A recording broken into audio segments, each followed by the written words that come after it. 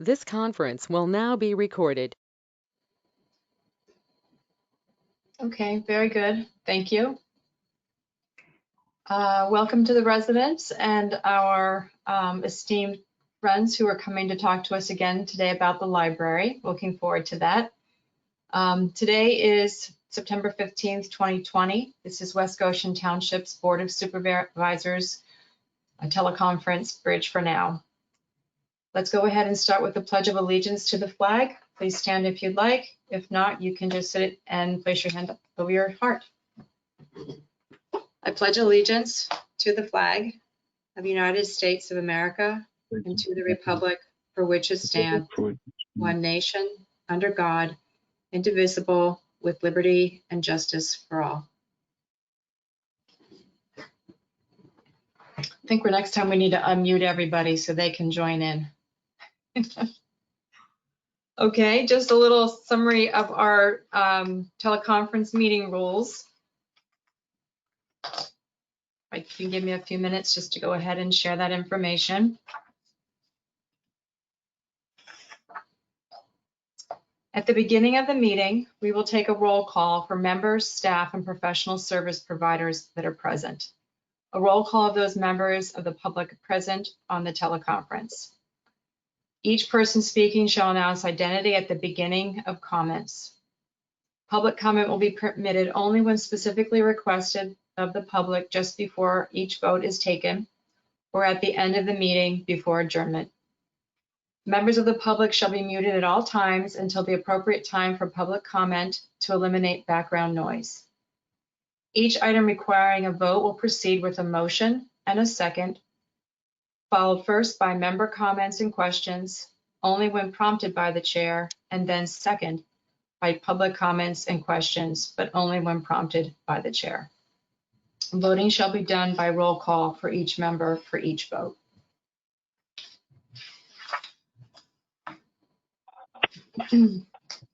So item number 3 is the Westchester Public Library annual presentation. And Victoria, we're looking forward to hearing from you. Can you hear me today? Yes, we can. Good, hallelujah. I'm sorry about the tech.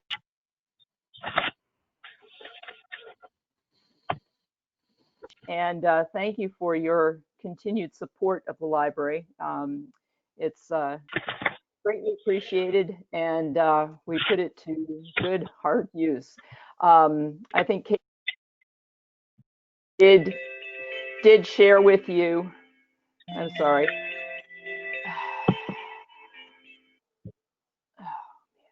I'm sorry about that. Did share with you a PDF that we put together about the things that we've been doing this year since March. We went virtual with story times, which have been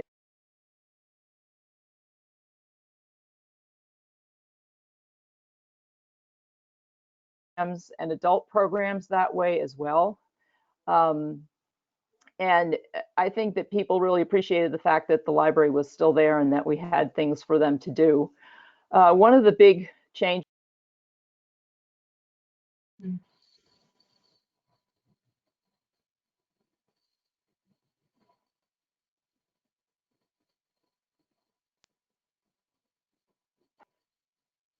use of our digital materials skyrocketed. The Chester County Library System subscribes to Overdrive, and that is how every card holder in the county can access e-materials. And usage for the first 2.5 months of this year was about 50 to 60,000 checkouts. In May alone, it was 80,000 checkouts just of the e-materials. So people were using that heavily, and we really had to scramble to meet the demand for holds and new titles and things that people were looking for. And one of the things that I think a lot of people don't realize is that the ebooks and e-audiobooks cost about twice what a print copy costs us to put on the shelf. This is the publishers who set the prices and the way that they're accessed. So our book dollars, when we buy e-materials, don't go as far unfortunately, as they do when we buy print materials. It's not that we've stopped buying print materials. We always will be, because people do like their hardcover, hard copy books. So the funds that we get from our municipalities is really critical right now. And I hope that you will also continue to fund the library with level funding. It's what's critical in helping us to provide the services that we do provide. We are open to the public now. We opened on June 29th. We have about 42 hours a week now, and that will probably go up later this fall for people to come in, access the collection, public computers, which I think will be more and more important to people depending on economic situation. So we're there, people wearing masks, staff is, wiping things down, and they're well taken care of as well. And that's really it. Do you have any questions for me? Can you give us some background in terms of the funding requests that you're looking at, or where your challenges are right now? Well, the challenges really are that we know that we're only going to get a guaranteed 5/12 or 5 months worth of state aid funding. The state obviously works on the July to June model, and we usually get our funding from the state in January. So we are potentially looking at a $60,000 shortfall from state funding for next year. We're obviously, looking at our budget, what kind of reserves do we have, what kind of cuts can we make, while still working to maintain the standards that the state, the Office of Commonwealth Libraries, has for public libraries in the Commonwealth. We are required to spend 12% in expenditures on the materials that we provide for people. We have a minimum number of hours that we should be open, a minimum number of hours on Saturdays, things like that. So we're kind of squeezed there. And it's really in providing materials and programming where we really face a challenge. To be able to do that well, to really meet the demand, what people are looking for. A new title comes out that, is all over the news for whether it's fiction or nonfiction, and we see the holds on that title just skyrocket. I can't remember exactly what the title was, but there was something in the Overdrive collection, the ebooks, that had 363 holds against it. And that means that we need to buy more copies of that. And when we buy more copies of something that's really popular, then we're kind of in a bind because we may not be able to buy something.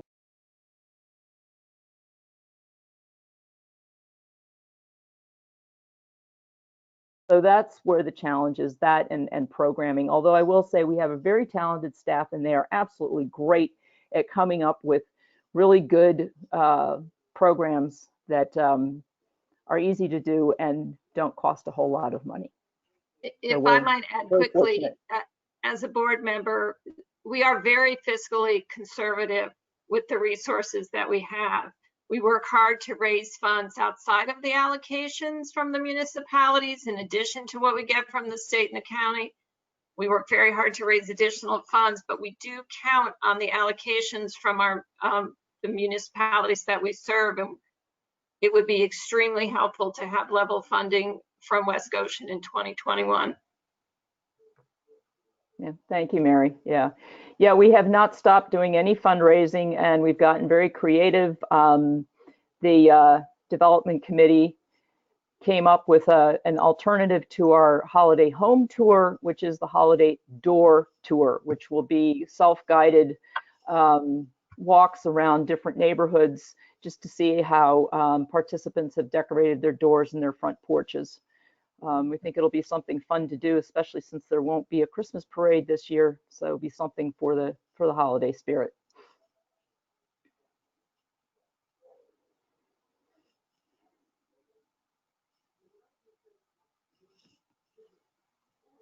I can't hear you. Sorry. Are there any questions, comments by any of the board members? Thank you for being here again, Victoria, and thanks for sharing.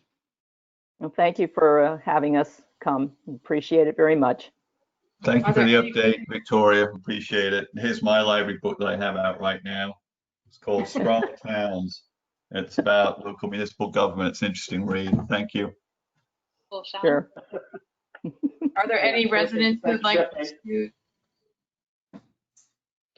Can I comment? I'm actually Nancy Wills, not Walter Wills.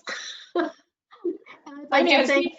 Hi, Robin. I'd like to thank the library for working so hard to get back on board. And like Sean, I have books, and we all appreciate your hard work in getting us back on board, particularly the kids. I know kids in my neighborhood are glad to have the library back. Well, thank you. And we're glad to be back too. So are their mothers. Yeah. All right. Well, thank you both for being here again. We look forward to seeing you next year. Hopefully our audio visual will be better.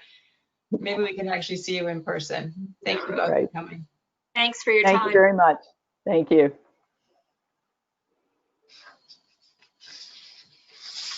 Okay, item number 4 is the reports for the month of August 2020 by Lieutenant Justin DiMedio.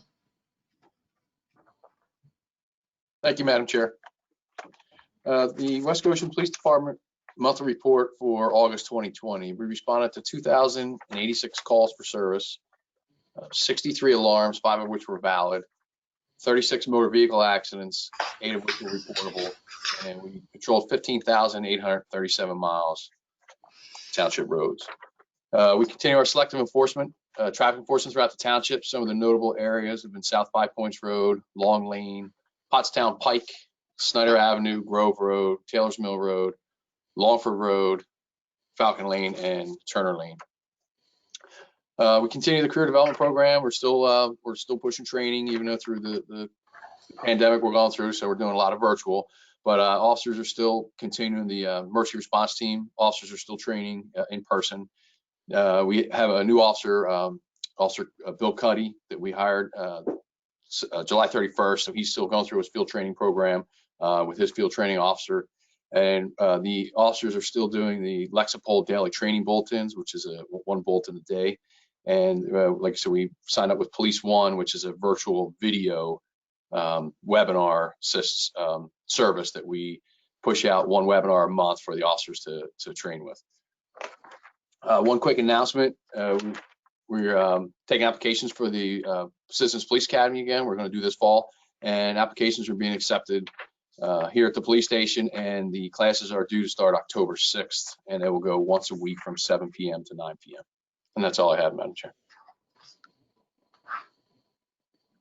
I'm sorry, can you tell me the date when it starts again? Yes, sure. October 6th.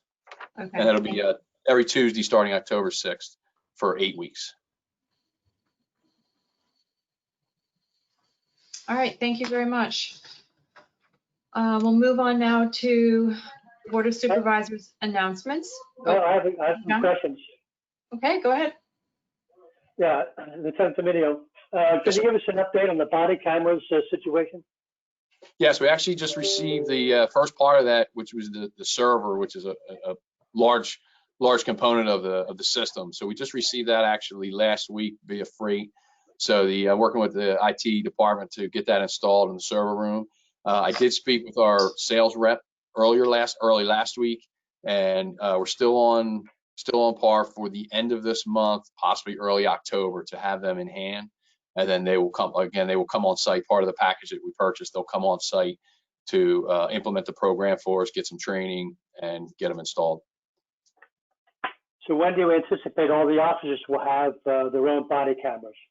I think in a perfect world, I think by the end of next month, if the manufacturer stays on point with what they're recommend or they're projecting, Like I said, they project at the end of this month, early next month. They say they're still on course for that, or on schedule for that. So as soon as we get a delivery date, I'll work with the sales rep to set up a week that they'll send their representative up to, again, implement the program, make the installations and the training. So I hope by the end of October, if the manufacturer can keep on schedule. Okay, very good. Another question or another subject. The mileage driven this month was, you said 16,000 on your report. It says 15,000, but it's considerably less than it was from last month and also from the same time last year. Can you give us any insight as to why that is? Yeah, and I apologize if I said I have 15,837. I apologize if it sounded like 16. Yeah, there's a couple reasons for that. One, August is a heavy vacation month, obviously, so we're running more minimum staffing. The vacations also that affect the way the officers patrol is also the dispatcher staffing. So the dispatchers are taking their their pay time off, and we then therefore dispatch off the county radio. It does generate a lot more administrative assignments, administrative duties, phone assignments, and so forth. So there's certainly less mileage being driven then. Okay. And then maybe following from that question, on the overtime, how is the overtime determined? Some officers have almost double shifts, others have virtually nothing. Do you follow a seniority list when you assign overtime to the police officers? I mean, how is that determined? No, so it's actually not done by seniority. We have a rotation. So if there's a detail request that comes in for a third party, such as one of the schools or QVC, something like that, it's done based on a rotation. So the officers everybody has equal opportunity to sign up. Some officers just opt not to. There's always that few that will take anything that comes down the road. Some of the other reasons, such as the DUI task force or the drug task force, only certain officers are assigned to that, and that's again by choice. They have to opt into that, and the training opportunities, obviously, sometimes that leads to overtime, such as certain officers on ERT or so forth. Even though that's usually paid by comp time, that's still considered an overtime issue. But there's only certain officers that are on that team. So most of, to answer your question, is not a seniority issue. And any of the overtime is an option or a opportunity that any officer can participate in one way or another. And it's more like task specific, determines what officers would be eligible or looking to get that overtime. Is that a correct way to understand it? And I'm sorry, can you just pose that one more time? Well, in other words, it's task specific. That determines Yes. what officers would be assigned the overtime. Correct. Yes, task specific. And any of these tasks, the officers have the opportunity, other than someone who's assigned to investigations where they might have a big case month where they created overtime. That's certainly just an assignment proponent to it. But any of these opportunities are open to all the officers. So whether it be a specific assignment such as the task force, like I mentioned, or just the daily overtime, the daily traffic details that we do, for instance, like UPS, that's a 6-day-a-week assignment, and some officers just opt never to do it. Some officers will take anything that's open. Gotcha. All right, just one last final question.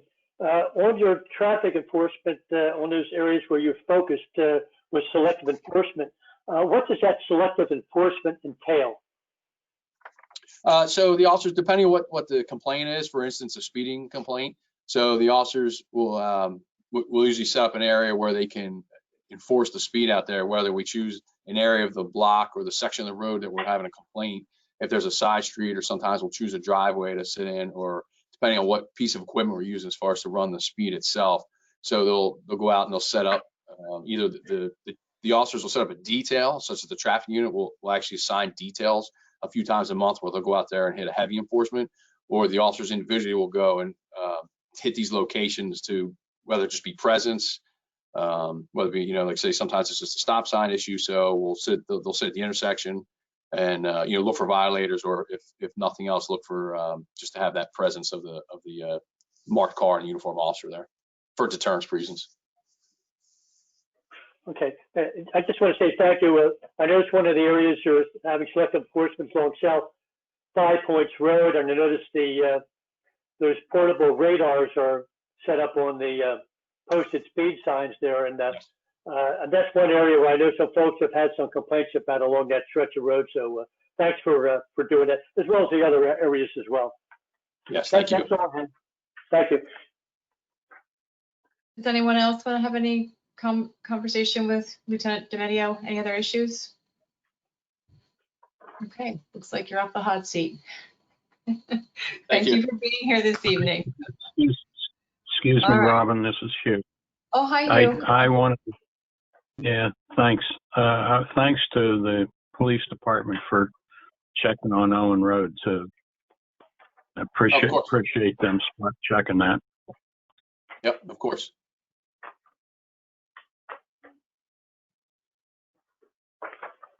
Anything else? Okay, we'll move on to item number 5. Board of Supervisors announcements. Who would like to start?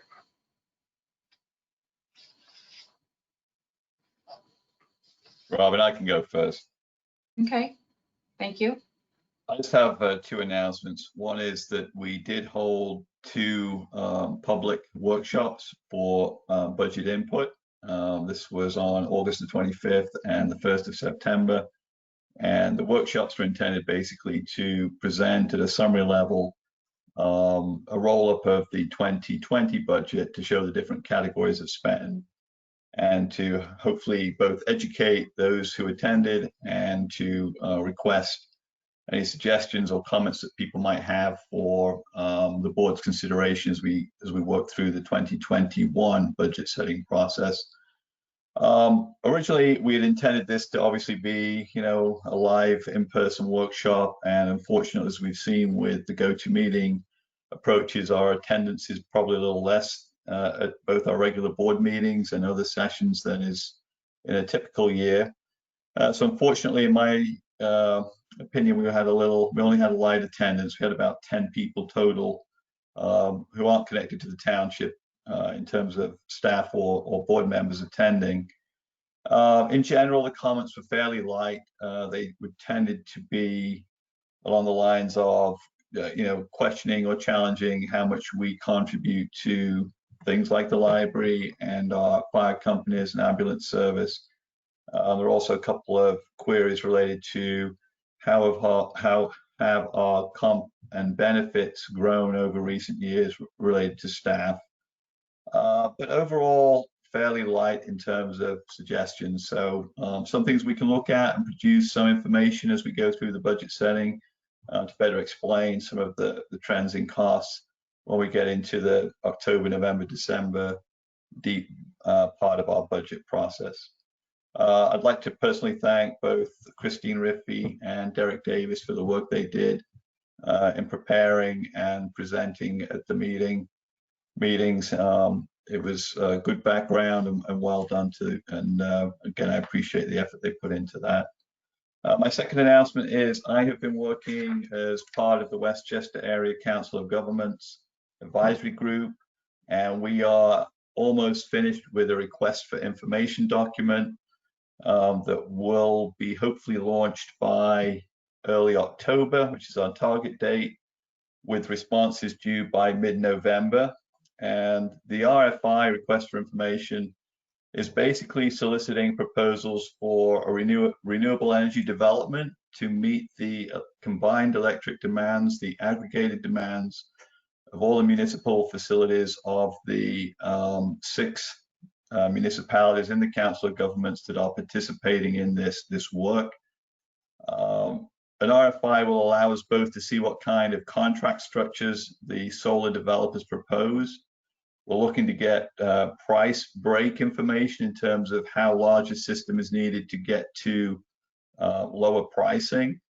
And we're also going to get information around, as I said, what type of contract structure, what type of commitments and terms and conditions are expected. So it's a good approach to get hopefully not proposals, but responses back indicating whether we have something here that's worth going out with a formal RFP in early 2021 and looking to see if we can get a win-win in both the pricing and the development of a renewable energy to service our needs. So progress is being made, but watch this space.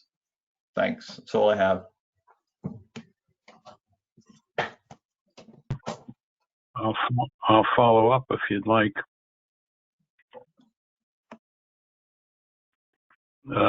In regard to Sean's comment there from the COG, I belong to the Philadelphia Energy Co-op, and I'll send Sean the information on that already exists on a area-wide basis. I'm done. Well, it sounds like you might be a good participant to include in that meeting. What do you think?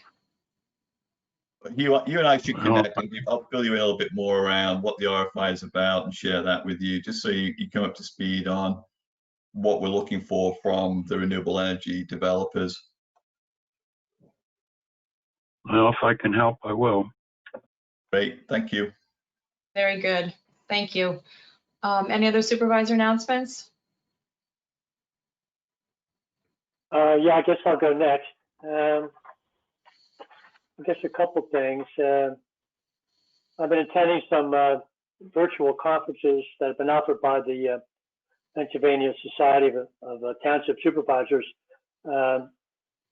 Several of them over the past 6 months, probably about 2 dozen of them, but including Building Basics and Beyond was a recent one, and Residential Traffic Management was another. Very informative, great source of information.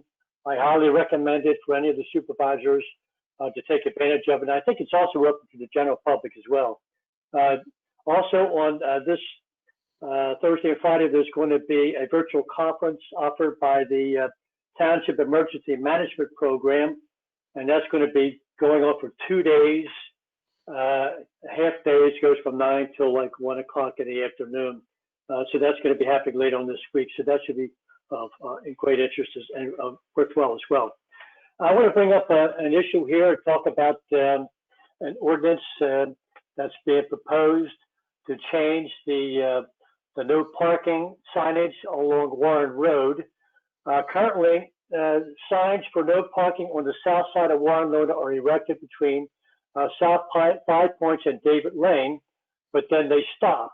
And I don't know quite why, but from what I understand, at one time, there were no parking signs that continued along Warren Road along the south side, but for some reason they were taken down. Apparently, they were not written into an ordinance, so therefore they could not be enforced.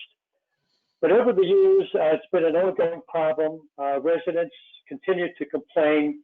It's been an ongoing issue on next door neighbor blog site. People complaining about the traffic along Warren Road and the parking, which at this time is allowed on both sides, particularly along the cul-de-sac area there where there's a curve on Warren Lane. It causes the eastbound traffic to swing into the oncoming traffic, which is causing a very unsafe situation. In reaching out to the police department, I got information from Sergeant Virgilio. Apparently there was a recommendation made back in 2014 by Sergeant Gresser that no parking signs be posted along the south side of Warren Road between Elton Circle and Schoolhouse Lane for the reasons that I just cited. So I had asked Kristen Camp to come up with a draft of an ordinance to make this happen, which she did, and I sent that to all the supervisors. So I'd like to have some discussion about that tonight and for us to move on with that ordinance change. So I'd like to offer that up for discussion.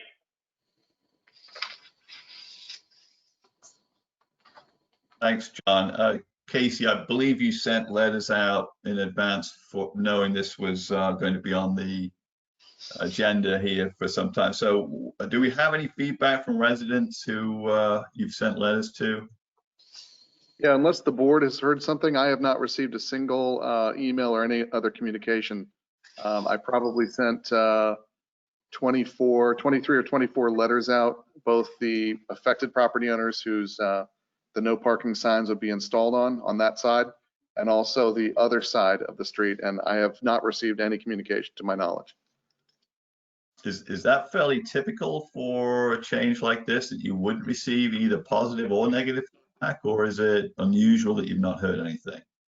Yeah, back to 2014, we did look to officially install that no parking zone, and we had a number of people at the in the audience who said they did not want that to happen. That's why it was killed. But no response this year. Not so far, no. And those letters are out almost 2 weeks. Is there any concern they may not have received them yet with some of the issues we've had with Postal Service lately?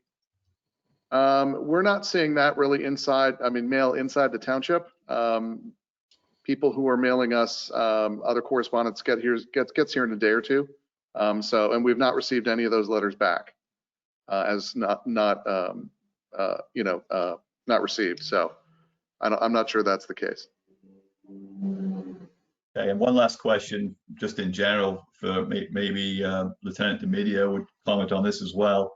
If we do something like this, do you ever see what I would call unintended consequences, whereby prohibiting parking on one street starts to cause issues elsewhere? Yeah, of course. Yeah, absolutely. There is collateral damage or unintended consequences, as you said. I'm familiar with the study. I was actually in the traffic unit at the time when Officer Greitzer at the time did the study, oversaw it. I signed off on it. And as Mr. Lalonde said, that I remember the meeting filling up a little bit with some residents. I'm surprised that nobody has responded to it. Not sure, if they figured it's just going to happen anyway or what. But no, I mean, that area, I agree with the study. I agree with, like I said, I signed off on it when Officer Greitzer did it in 2014. It is a curve. You guys are probably all familiar with that.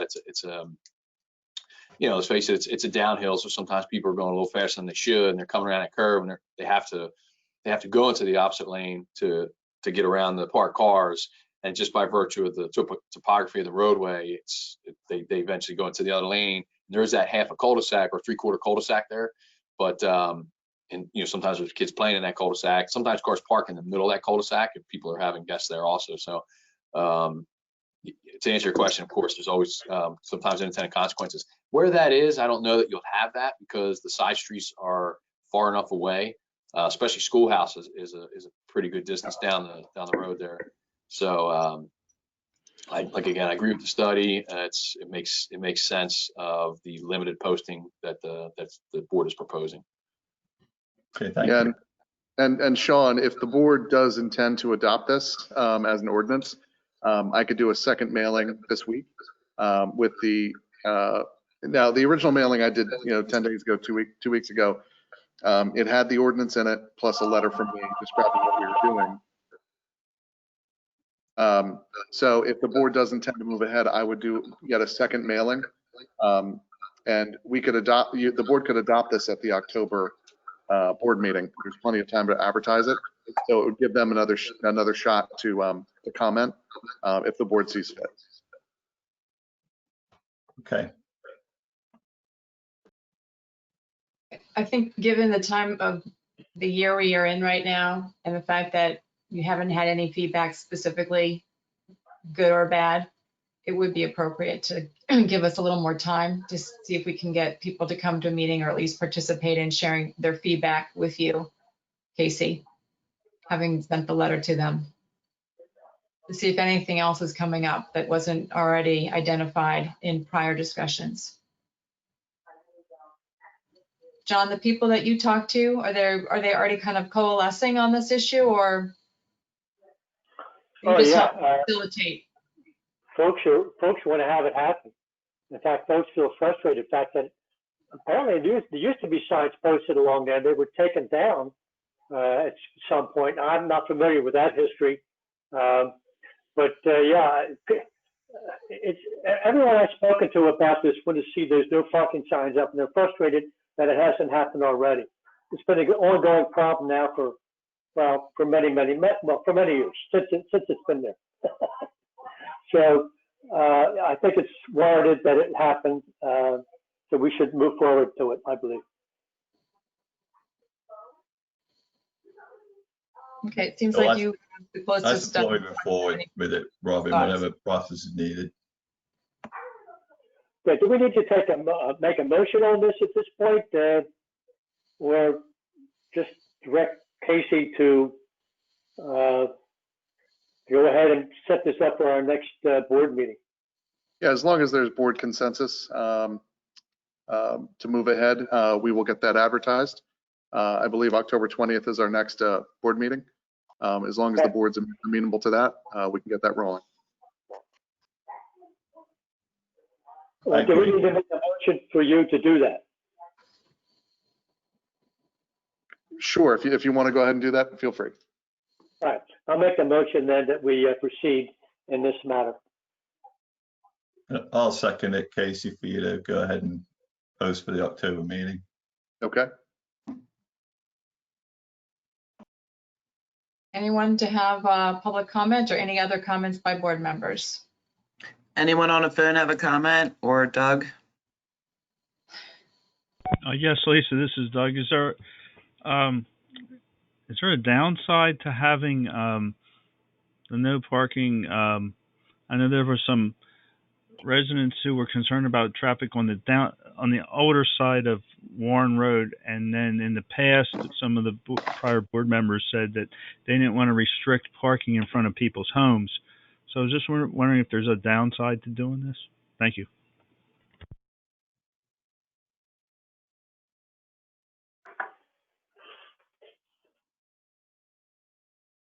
By the way, I'd be for this ordinance. I was just wondering about the other thoughts about it.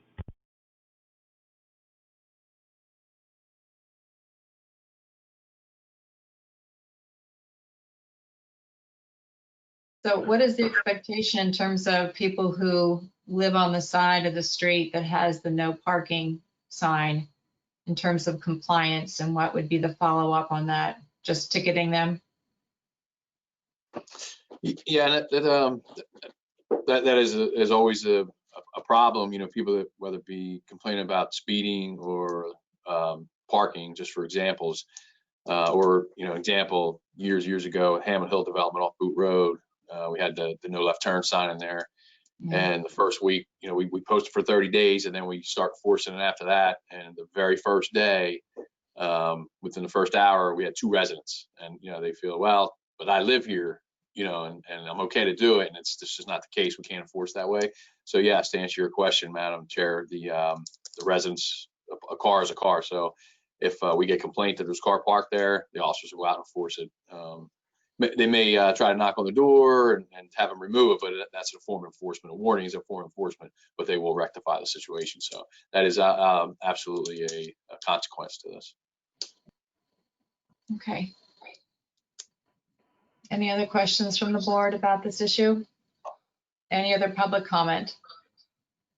Hearing none, we'll go ahead and do the roll call. I'll start with you, John. Aye. Ashley. Aye. Hugh. Aye. Sean. Aye. Robin, aye. Okay, thank you for moving forward with that, John and Casey. Ashley, do you have anything else you want to share tonight? No, actually. Oh, I'm sorry. I was talking, yeah, just to see if she wanted to go next, because otherwise I'll go next. Go ahead, Robin. Okay.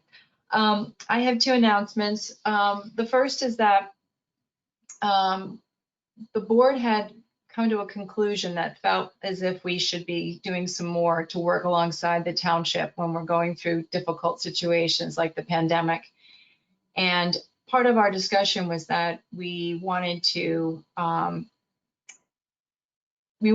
some level of communication that would ensure that the board, all the way through to every employee that is in the township, to have a better understanding of a plan that we'd like to put in place to address any potential hiccups that might come down the pike as we go into flu and COVID potential increases again. So we got together on the 31st of August, and I shared my point of view that it would be helpful for the board to have a plan to work alongside of the department heads, because the department heads would be responsible for the personnel matters that they oversee on a daily basis. And one of the things that we talked about was that, you know, what did we do? What did the township do well? And what could the township continue to do going forward that they found were, you know, good outcomes for them?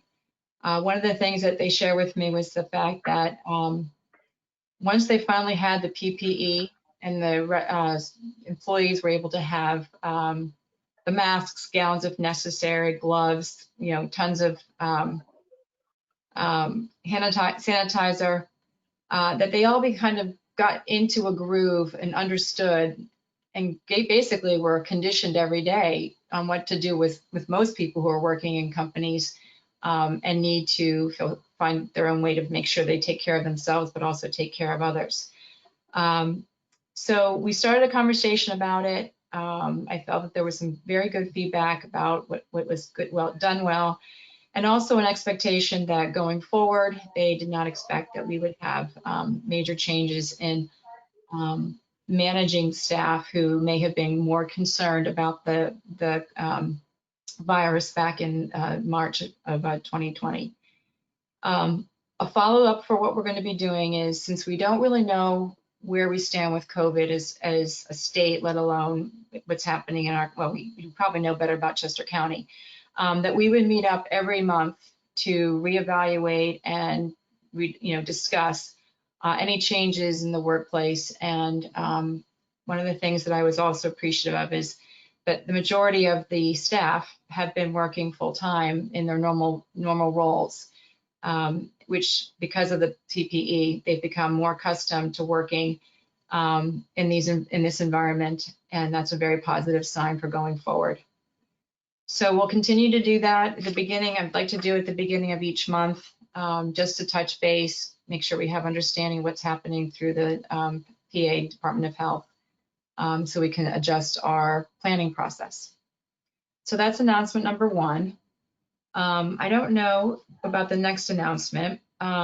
Ms. Swart, are you one of the callers today?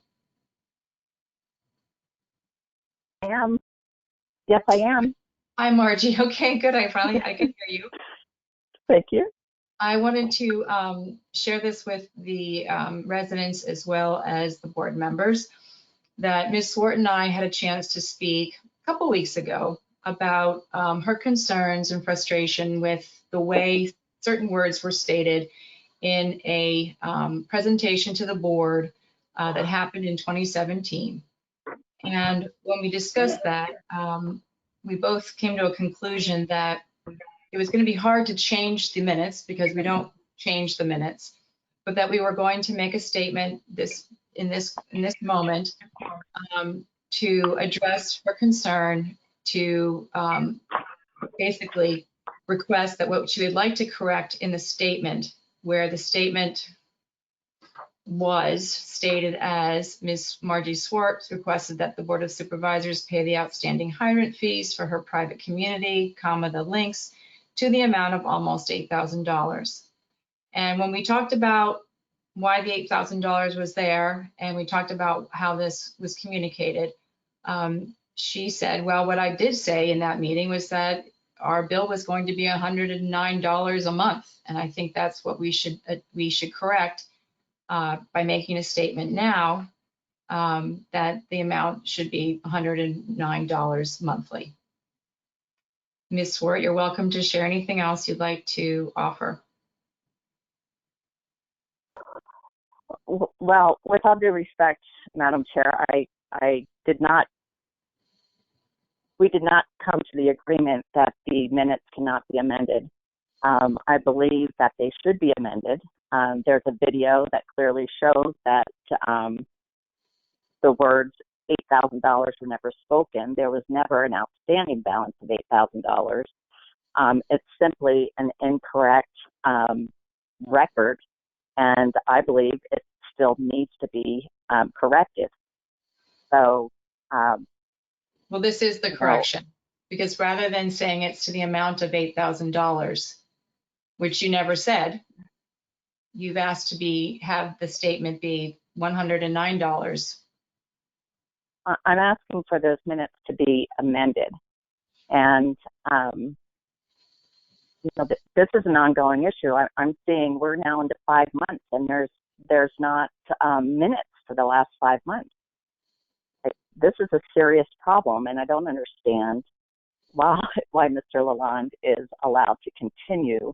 Okay, this is not a discussion about Mr. Lalonde. This is a discussion that you and I had where I approached you to find a solution on how to address these minutes. And your answer was that, why don't we just strike that sentence and make it 109, which is what it was. Oh, that's fine. So you're saying that you are willing to amend those minutes? No, I'm not going. We cannot amend minutes that were developed by board members that are not part of our board. We cannot go back and change what was written then. What we can do is we can make a statement now that the number will be, the amount that was actually stated was $109 monthly. So if you are not willing to accept that, I don't believe we have any other options going forward. You do have an option. You do have it. Well, you do have an option to investigate. I've asked numerous times over the years for the board to investigate why the township and who directed Aqua to eliminate those two hydrants from the monthly billings of the town to the township.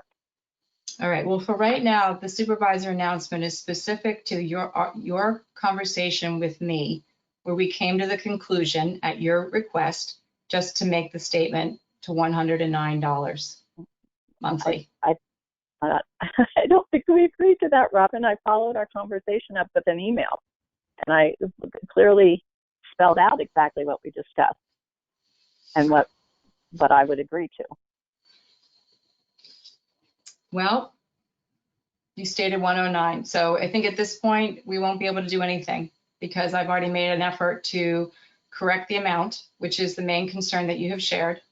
And the other issue with respect to, the minutes and how they were drafted is what we discussed.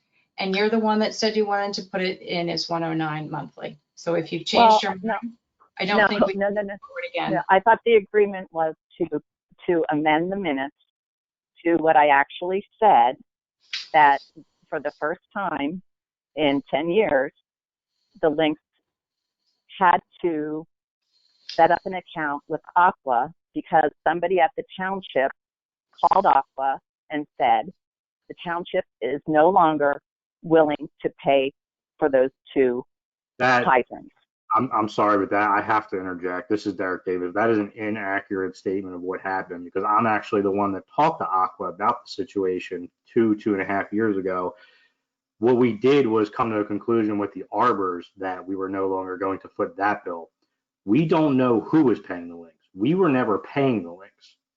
We at the township never paid for the Lynx. We don't know what happened with the Lynx.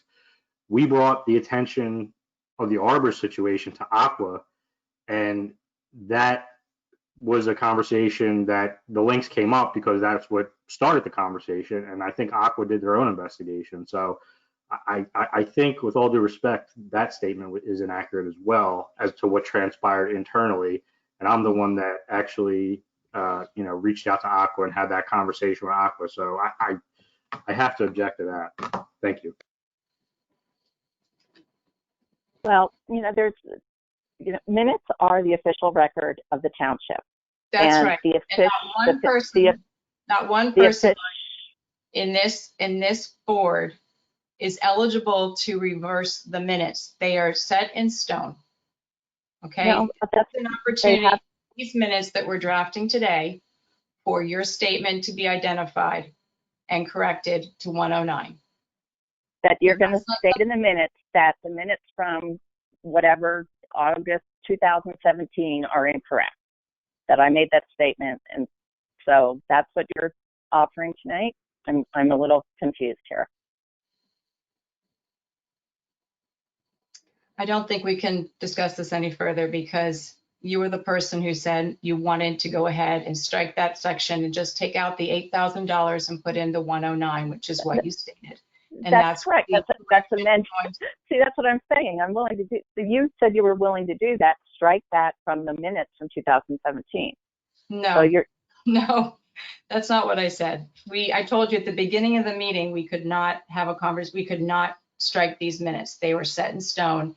And other than Mr. Purnell, no one else from this board was involved in that discussion. well. Can we ask Mr. Lalonde, since he's on the phone tonight, why No, Margie, he wrote that in? My announcement was to speak to you directly, to provide you with the information that we agreed upon.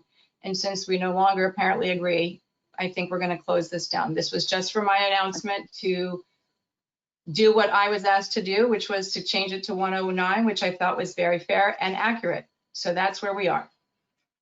So we're going to move on now to item number 6, the township manager's announcements. I'm sorry, can I just ask a follow-up question really quickly? Sure.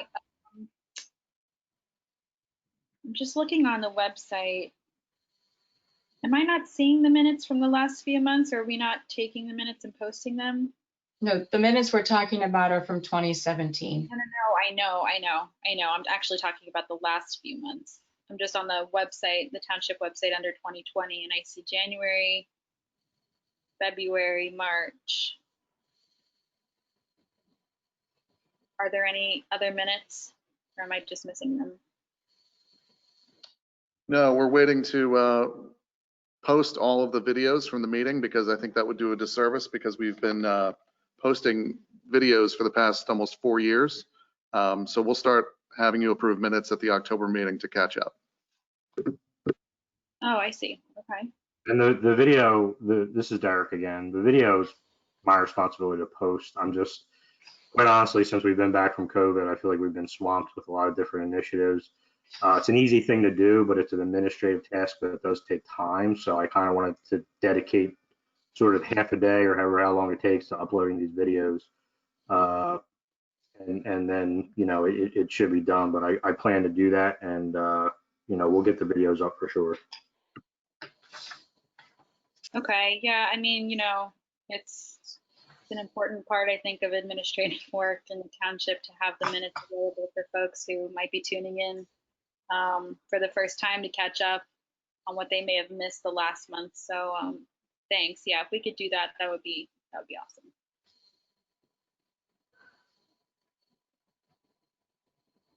Okay, Casey, do you want to follow through with your announcements? Sure. Actually, I'll just hold off. I have no general announcements. I have some stormwater announcements for the next item. Okay. Rick is on vacation. Just a stormwater update. The Knollwood stormwater project on Knollwood Drive off of Phoenixville Pike is just about complete. They are installing the head walls and end walls of the project, which are concrete, essentially ends for the pipe, for the 134-foot long section of pipe. The project went pretty smoothly. There was no interruption in vehicle traffic. That was our main intent because that was the only in and out for the entire neighborhood. So it was important that we kept the traffic moving throughout.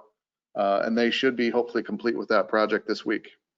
Woodlands at Greystone, they continue home building there. They have probably a half dozen or more homes under active construction in the age-restricted portion and the single family. So that's continuing as well. And they started to clear, I think, for phase 3, further deeper into the single family homes. So that's everything for me. Thank you. I just want to add a comment around the stormwater work on the drive. So I've had a chance to stop by a couple of times over there. And, first of all, thank you for posting the kind of project update on the township webpage. It's kind of informative. And I think the pictures really speak to the scale really of what these projects are about. That they aren't a small undertaking, and the dollar amount is substantial. And this is one project in all the roads that we have in the township. And when the board has a chance to discuss these projects in more detail when Rick's back in October, I think we have a serious issue in front of us relative to the failure of these corrugated metal pipes, managing our stormwater underground across various neighborhoods in the township, and the scale and cost of fixing some of these issues. And I encourage everybody, both board members and residents, to take a look at what Casey's posted. Maybe even pop over there and you'll see the kind of rehabilitation and scale of project that's required. And as I said, it is substantial. So thank you.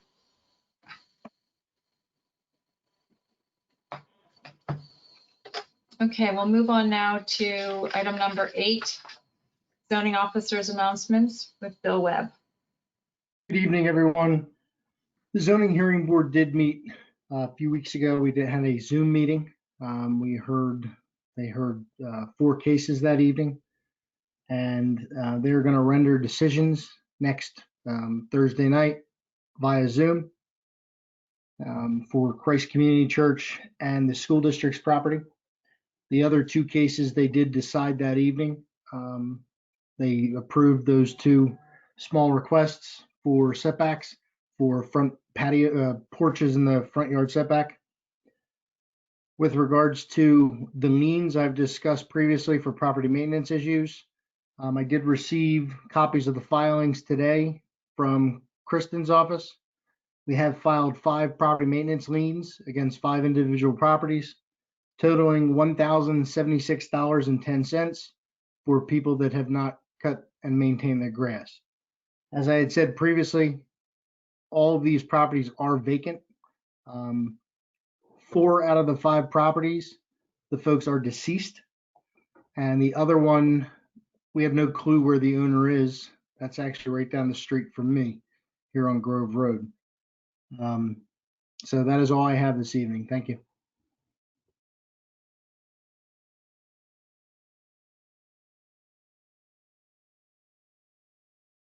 Bill, I'm sorry, I muted myself. What do you do with the properties when there are no owners?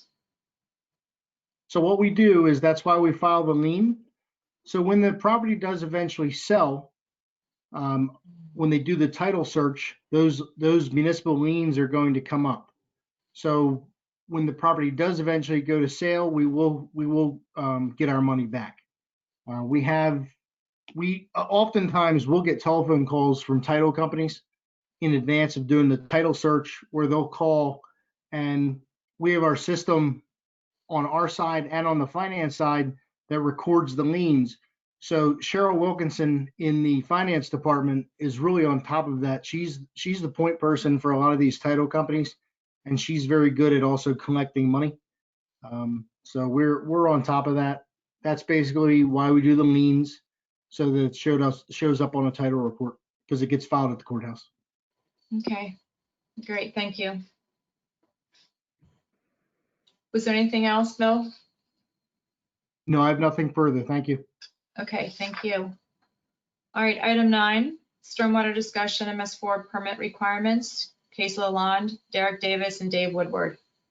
Yeah, everyone, I'm just going to start with a relatively brief overview of our MS4 permit requirements, kind of in relation to the capital improvement projects that are included in the plan. So I'm just going to read a statement, and I'm going to ask Derek and Dave just to chip in with any comments, then we'll take questions from the board. Okay, so let me begin.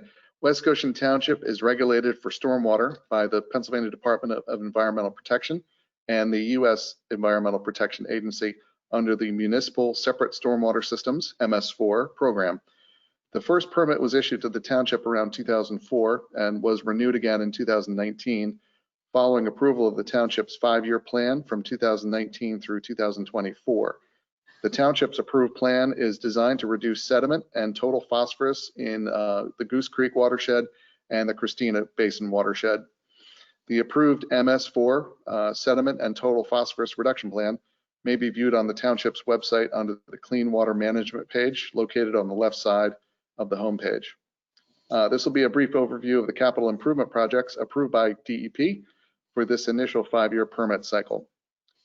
West Goshen Township intends to achieve the required long-term pollutant load reduction goals prescribed by the EPA's Goose Creek watershed and Christina River Basin pollution reports through a continued implementation of the pollutant load reducing best management practices and educational activities over several future MS4 permit terms.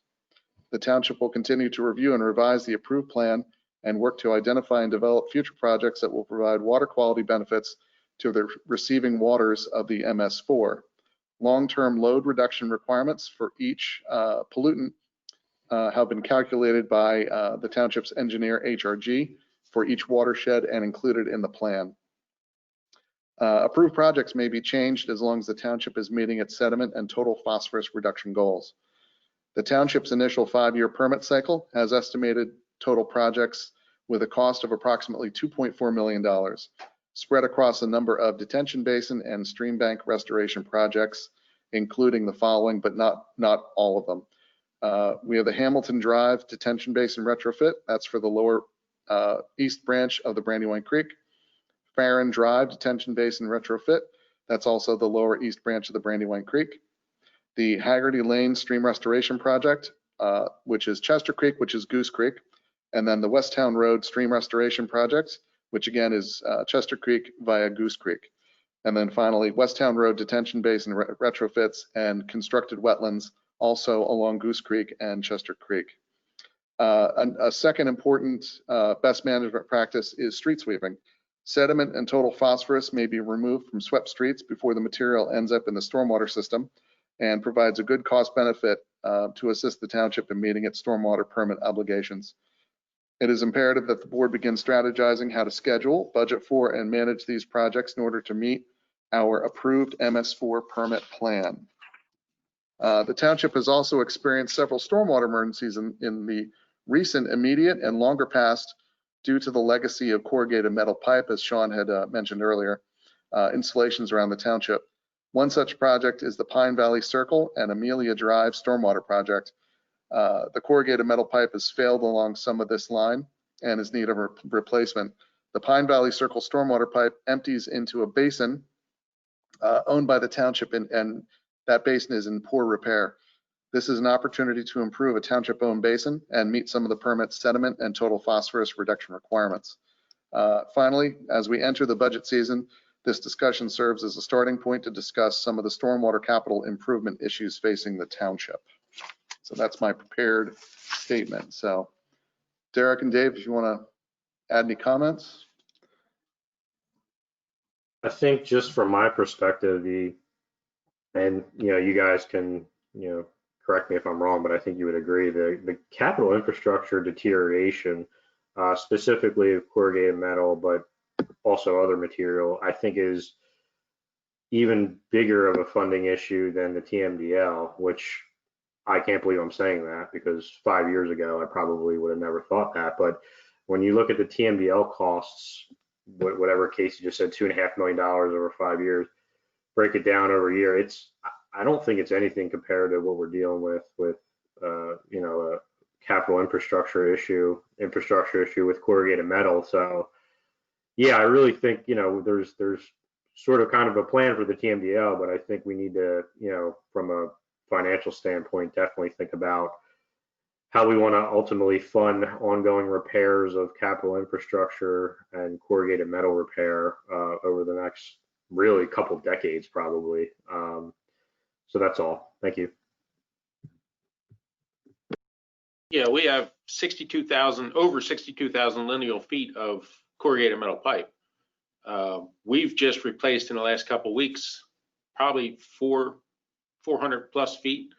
Plus we have another 200 or 300 feet that we just got more holes in that'll be added to the next couple of weeks schedule. But while we've been doing all this, it puts everything else on hold. I think that's one of the things I wanted to do, was start trying to get into a replacement kind of schedule with paving, with sewer, kind of how you guys have been doing it with sewer.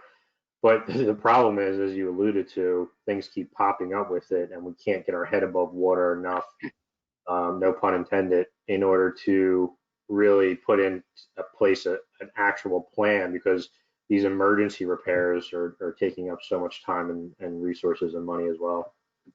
Yeah, we videoed the Pine Valley pipe. It's in very poor condition. It's definitely going to need to be addressed. I'd really like to start engineering that right now so we can get our DEP permits and all done. But, it wasn't in the budget. Can you just give us a brief, thank you all so much for sharing that. Can you give us just a brief background of how, we got here? How is it that all of this is happening kind of now? It's always been, we're going to wait on stormwater until we're forced into the permits. It just kept getting kicked down the road. We run out, if there's a problem, we run out, put a Band-Aid on, or take care of it ourselves, or have a contractor come in. And it's just been kind of going this way repeatedly because nobody was looking at the big picture. Have repairs like this, like what you've been doing lately, come up in the past, say 10 years, just kind of occasionally, or does it seem that you guys have been doing more work within the past, like recent while? It comes up periodically in the past when we're getting 3 and 4 inch rainstorms like we've been getting. That just makes it even worse, because if you have a bad pipe and now it's getting surcharged, it just deteriorates it even worse. I also think, to answer the question even more directly, is we're entering a period where the corrugated metal that was put into the township underground in the 70s and 80s, it's all kind of reaching its useful life at all the same time. So corrugated metal does not have the useful life expectancy as well as the stuff we're putting in the ground, or developers are putting in the ground right now, which is all kind of different types of plastics, really, which have a way longer lifespan. So I think part of it is you just had a lot of, developers and townships and everybody used this corrugated metal 50 to 40 years ago, and it's all kind of coming to a head in the now and over the next decade. And that time frame, 70s, 80s, that was a bulk of construction around here. A lot of the neighborhoods up off of North New Street and other areas, that was like the bulk of the construction. So that's what we're dealing with in a lot of those developments. Yeah, I'm sorry. Nope. The Ravens Lane project that we're designing right now, that was like mid 60s. So it's at its useful life expectancy. It's over. So that's why we're seeing that fail. Ravens Lane, when you look at the prints, Ravens Lane is actually supposed to be concrete pipe. Yep. And not to be this. Go ahead, Hugh. Is any of this piping sleevable, or can you insert a piece in it like we're doing in some of the sewer applications? In some of the areas, Hugh, yes. If we can get on it and we have to fix basically the pipe that's not failed to be able to line it. But we know it's going to fail. The Pine Valley job is a combination of replacing a rather large squash pipe like Knollwood, but it's too far gone to line it. But upstream, we can line probably 2/3 of that project instead of tear out. If we let it go too many more years, we're not going to be able to. We're going to have to open dig it, which means you're digging across driveways, we're replacing curb and all that. Or if we can get in there now, line it, we're in, out, done, and it's very minimal disruption. Dave, of the 62,000 linear feet of CMP pipe we have, is there a plan in place to identify which sections of that pipe that can be lined, and we could do some proactive maintenance now before it becomes an emergency by lining these pipes with fiberglass piping? Is there any plan in place to proceed in dealing with this? Well, that's part of the bigger stormwater discussion. We don't have a camera right now. Like Pine Valley, we had a sinkhole open up. So we'll call down the sewer plant, we'll get their camera truck, pull it up, and we'll look at that little section. But we can't tie that truck up because it's looking at the sanitary lines that need to be looked at about the same way as the storm. So also, I mean, it's not as, I would say great as a camera, but we have been working with, I think we've said this numerous times, with the Army Corps of Engineer. Rick's been working with them. Dave's crew has been working with them to map out the township, but there's limitations to that as well, because it's just what's called a pole camera, and you put it in there and it takes kind of shots all around, but it's not a camera where it goes up through the pipe. It takes pictures and video of where the manholes are and where the openings are. So that's part of it. So we can get some sort of idea, John. But another aspect of this, like, you're asking about a plan, but that's kind of the reason we're having this discussion too, is because part of the plan, I mean, we can't just get an infrastructure plan in place without knowing what we're dealing with as far as how we're going to fund it, what's the appropriate amount. So that all really goes hand in hand with policy decisions that you as a board have to make as well, because there's a lot of legwork to go into. We're going to do these stretches, we're going to do this amount of pipe, these are the places. We have a pretty good idea, I mean, but again, the financial aspect is a whole part of it that we need input on. Mm-hmm. Yeah, the pole camera is great, telling us where the metal pipe is. Mm-hmm. But to make the decision, do we open dig it, do we line it, you actually have to run a camera up that line. You have to clean the line first and then run a camera up and down it. And it's a very slow process, and it's an involved process. Right. And what you guys are saying is that the quick fixes are going to be more expensive in the long run, just dealing with them case by case, than if we were to have funding and a plan in place of overall rehabilitation of all of the. Yeah, if we can get on the same plan as we have with sanitary, we have on the streets, we know what we have piping wise, we can actually work in conjunction with sewer. So when sewer puts a lining project out, we could have a project for stormwater tied in with it. So we have one engineer running the job, and we kind of share costs. So would that be using the same funds from sewer? No. And why is that? Well, we can't use sewer funds for non-sewer issues. No. Yeah, so the contract in that case would just be broken out. And the general fund would pay for the sanitary, or the stormwater portion, and the sewer fund would pay for the sewer fund portion. But you're saving fees.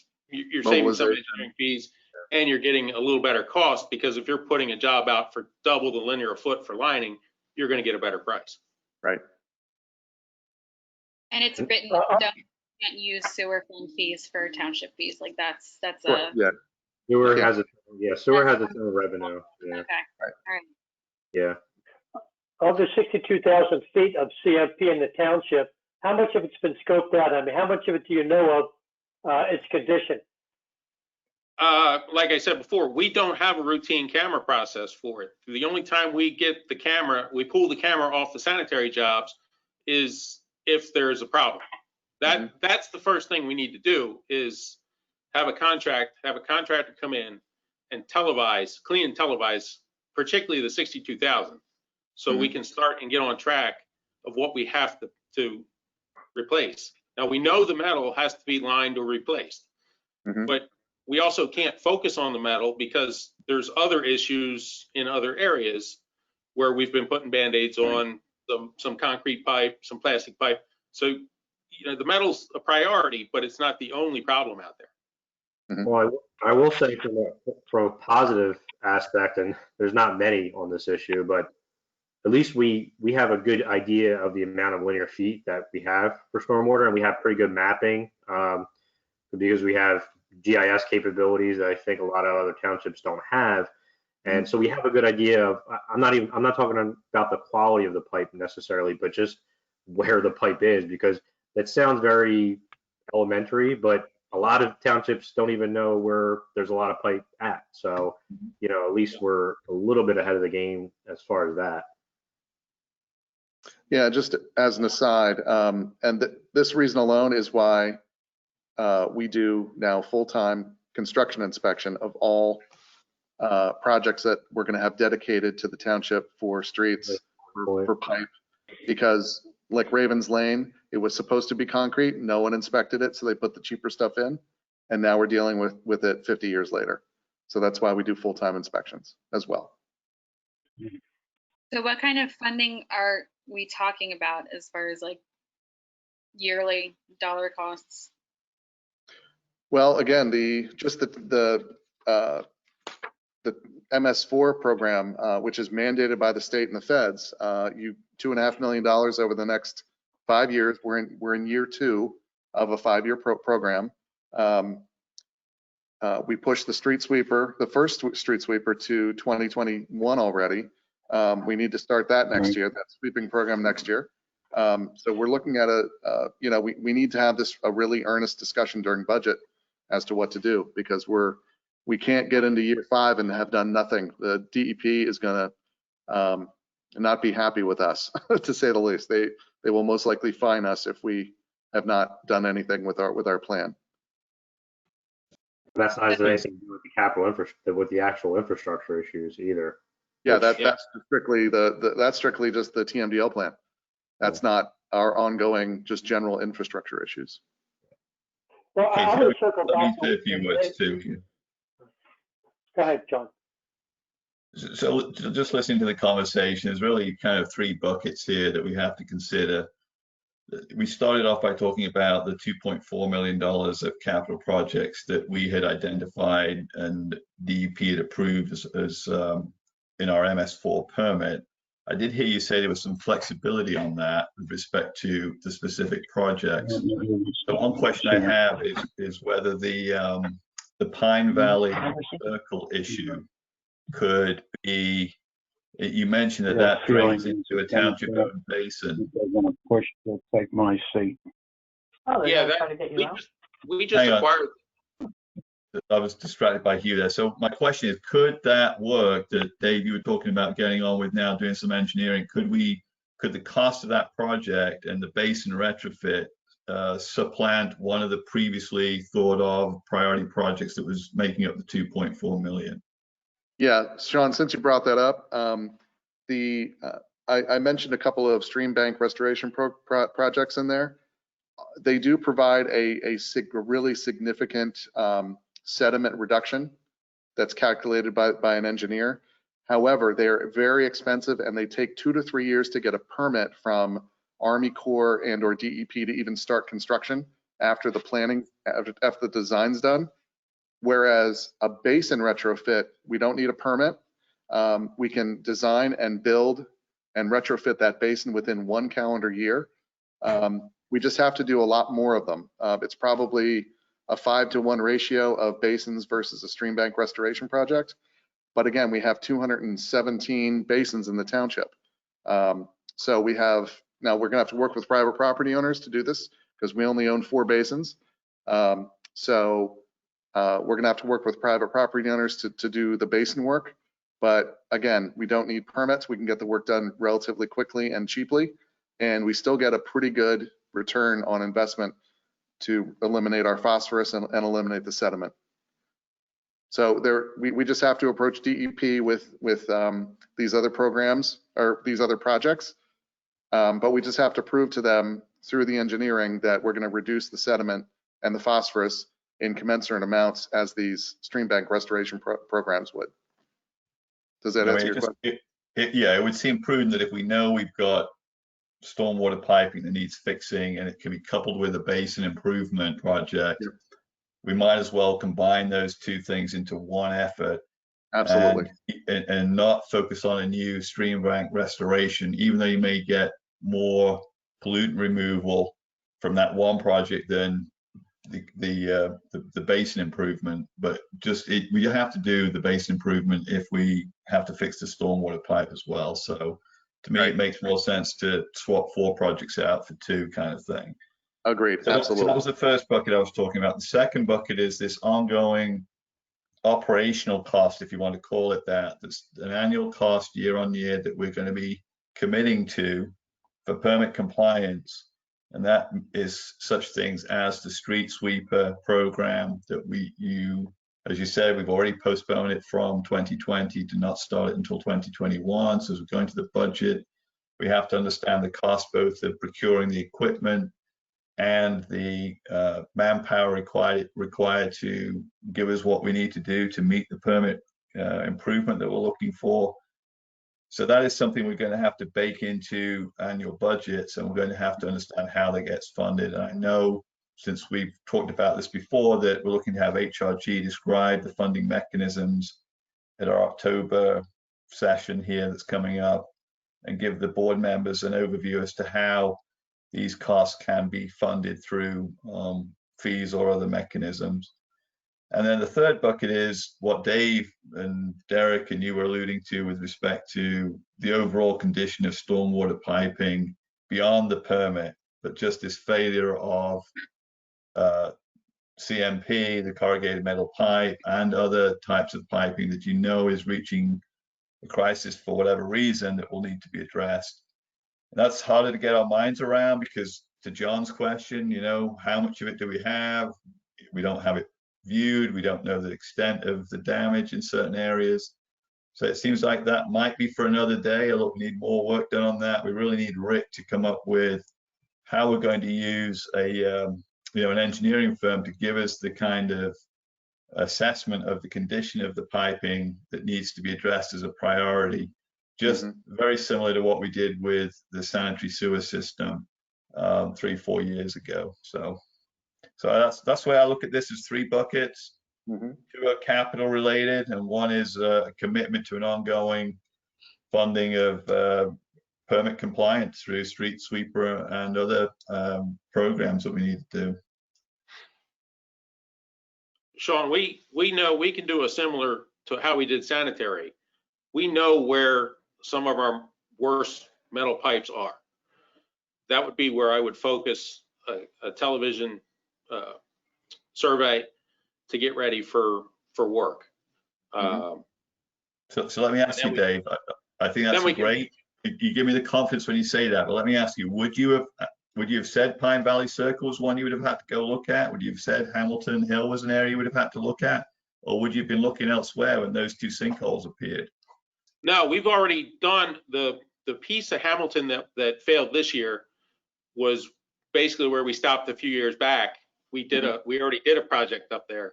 We didn't go all the way down for money constraint. Okay. Pine Valley, we know we've had issues in there in the past. So okay, that was one. You're pretty confident, you know, the priority, the top 10% that you need to go look at right now in terms of getting the camera scoping done that you need to do. Yeah. I'd actually like to start engineering on Pine Valley now, because there's a live stream over there. We're going to need DEP permits. So, you know, that's going to hold us up 4 or 5 months. I'd really like to get in there, do survey work, start engineering that so we can bid it hopefully February, March of next year. Okay. How long does it take to discuss with? Go ahead. Sorry, is that something that you'd need board approval of to go out there and start doing that work now? Yeah, none of that was in this year's budget. We were working on Knollwood and some other projects this year. Yep. But if we wait till January, now we're not bidding that project till May or June. At the minimum. Yeah, and that's when the earlier we can bid, the better prices we're going to get. The later in the year you bid, that's when the contractors are all, you know, they've got their work, now they're looking to make profit. Okay, I mean, especially with COVID this year, I feel like it's just such it's a difficult, at least it's difficult for me to come to terms with going outside of the budget for this kind of stuff, but it's important. I don't know. I mean, how much money how much money this year outside of the budget? Total engineering estimate on that job is 55,000, but that's with inspection and all. So you're probably roughly half of that between now and January to get moving on it, get the survey work. Survey work up there is probably 15,000, and then to actually do design and all. Can I ask a stupid question? And like I said, I've only been on the board for about 6 or 7 months, so I'm still kind of trying to understand. We have funds in the capital reserve, right? Now, are these the kinds of issues that we would ever use capital reserve funds for? Does this come out of just general?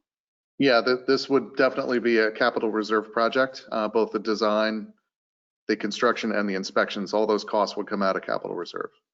The only issue, Ashley, is that capital reserve has no revenue of itself. It gets all its revenue from the fund. So whether you're calling it capital reserve or you're calling it general fund, it's all general fund, general tax money. Versus, again, what we were talking about earlier, where sewer has its own dedicated revenue stream. So just an important point to make. Right. I'm trying to get a grasp on the difference between the capital reserve and, for example, like a rainy day fund. Now, I consider this to be, no pun intended, like you said, Derek, rainy day situation. And so I grapple with, using fees, additional fees, for example, for the residents versus using capital reserve funds. And I guess I just need some clarification on that. Well, I mean, in your general fund, aside from capital reserve, you have a $12 to $13 million surplus, fund balance, essentially, that's unencumbered. So, you can use that money, or you can use money directly out of capital reserve to pay for this. And on a yearly basis, the board can increase the budget, general fund budget, by 10%. So that's $1.5 million over what was approved as the budget. And we're obviously nowhere near that. We're actually cutting our expenses, obviously. So. Right. But this is looking at stormwater. It's a long-term, ongoing cost. You're going to have, for us to make the turns that they want with the street sweeper, we need 2 sweepers. Right. We really should have a vac truck hitting all of our inlets. Right there is 3 pieces of equipment, very complex pieces of equipment that take a lot to maintain. And, staffing levels, you're looking at a minimum of 5 guys. You need at least 3 with the vac truck, 2 for traffic control, and the operator. You're going to need an operator for each sweeper. This is a long-term, ongoing cost, but it's necessary. I absolutely agree. Yeah, it's just a matter of, I guess, where we get the cash. I mean, the best way to think about it. Go ahead. Sorry. No, I was going to say the best way to think about it is that balance that Casey spoke of is your best comparison you'll probably have to what you're talking about as far as a quote unquote, rainy day fund. It's not a fund per se, but it's a balance, like a balance in your bank account or whatever it may be. So like savings? Like sorry? Like a saving? I mean, it's but it's as closest we have to what you would call a savings, because capital reserve, and I know it's a little confusing, but capital reserve are specific budgeted items, and again, there's no revenue coming into capital reserve besides the general fund. So I mean, right. We're in the middle of a pandemic and our stormwater system is crumbling, and so. Well, it's been crumbling for a while. This isn't a new phenomenon. I mean, it's been the last couple of years, especially, have been bad. But right, I just feel like leaning on the capital reserve at this point might be the way to go. I'm bringing it up. I mean, thoughts from the other board members? Well, I absolutely support spending the money this year to do the engineering work, because as Dave says, if all you do is push off starting the work to the beginning of next year, you'll end up paying more for the project, as he says, because you'll be going out for bid when people have already booked their crews on other jobs, and now it's all gravy for them, so the prices go up. That's definitely a consideration. So I think we should be trying to push on. If we know we have to deal with it, why would we not start doing engineering work now, especially in the sum that we just talked about?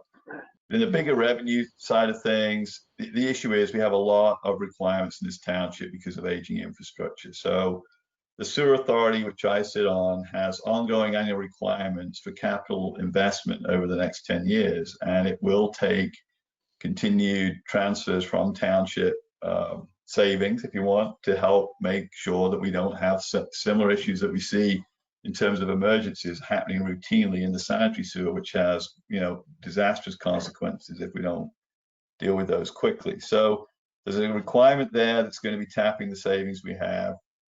We have capital purchases for our day-to-day infrastructure associated with roads, parks, sewer equipment. So there's the ongoing need to fund replenishment of our capital assets there.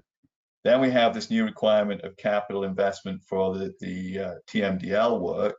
And now we have, and we don't know the scale of it, but guaranteed it's going to be in the millions of dollars to deal with the stormwater crumbling issue that we've talked about. So that rainy day fund or the savings account will get depleted in a hurry. And it's imperative on the board, if we're going to address this appropriately, that we understand how revenues can be raised to fund infrastructure needs if that's the direction we agree to go in. Well, I just want to express some frustration here and anger, quite frankly. This is a situation with the CMP pipe that has been existing for some time. We've seen this emergency arriving at a doorstep. It's not like this is a freight train that wasn't seen. And now all of a sudden the freight train is right on top of us and get back ready to run over us. It's a little bit difficult to be able to make decisions about budgeting monies when we don't quite frankly know how big the problem is. We don't quite frankly know what the priorities is. We don't quite frankly know, therefore, what kind of money we're talking about. But like I said, I just think that it's a sad statement that we have gotten to this point in the township, and now it's become an emergency situation with our stormwater infrastructure. Now, granted, it's a problem we have to deal with, but it should have been seen further before this time and begin to address it. That CMP pipe, understanding it has a lifetime to it. Well, there is a solution to it. You put a lining inside of it, and that way there you can utilize what's there and not have to spend 2 or 3 times the amount of money to replace it. It's just very frustrating to me that we're at this point. But now that I've said it, I got it out of my system, and now we're going to have to deal with it, I guess. But we do need to find out what the problem is, and we need to prioritize how we go about finding the solution. And then we have a better understanding of what kind of money we're talking about.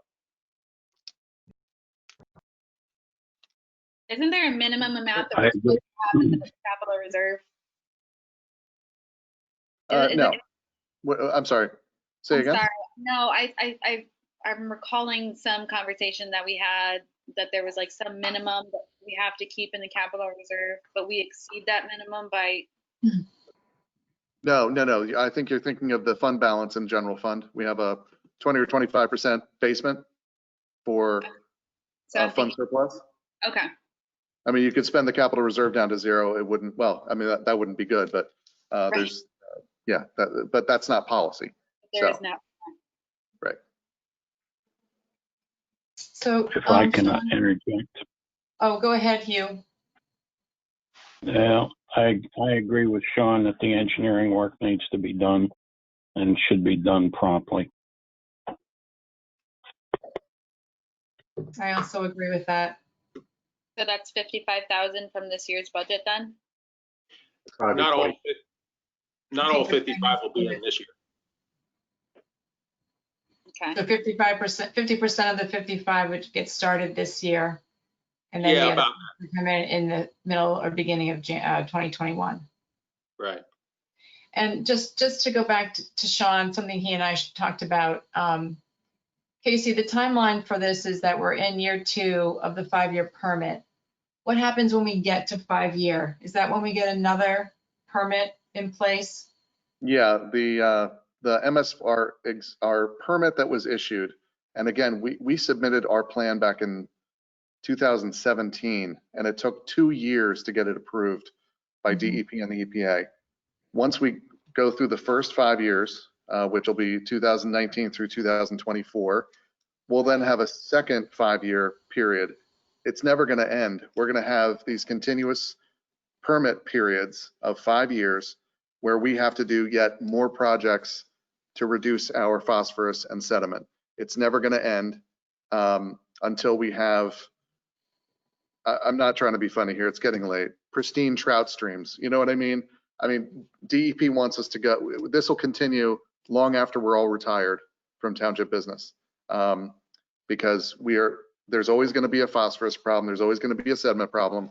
So we'll have another set of projects to do in 2024 on to the next 5 years, and then more projects after that. So in 20 or 30 years, we'll have done all the basins. We'll have done some stream bank restorations probably. And in 20 or 30 years, we may have a hard time coming up with new projects because we're out of infrastructure to improve. So this is going to be ongoing forever, unless something drastically changes. Well, and to John's point though, it's a frustrating moving target, even if we had all our ducks in a row internally, because DEP is always changing permit times. So they could extend the current permit for a year or two, which sounds great, but the problem is they make up for that by making it more rigorous down the line. So DEP is always changing the permit as well. So that's another thing that's a moving target that we can't even handle internally, even if we come to a conclusion. Right. And just a reminder to the board, I attended my first stormwater meeting about this MS4 program back in late 2000. That's how long this has been going on. And we finally have our permit. I mean, it's that grinding of a process. So you can see what we're dealing with here.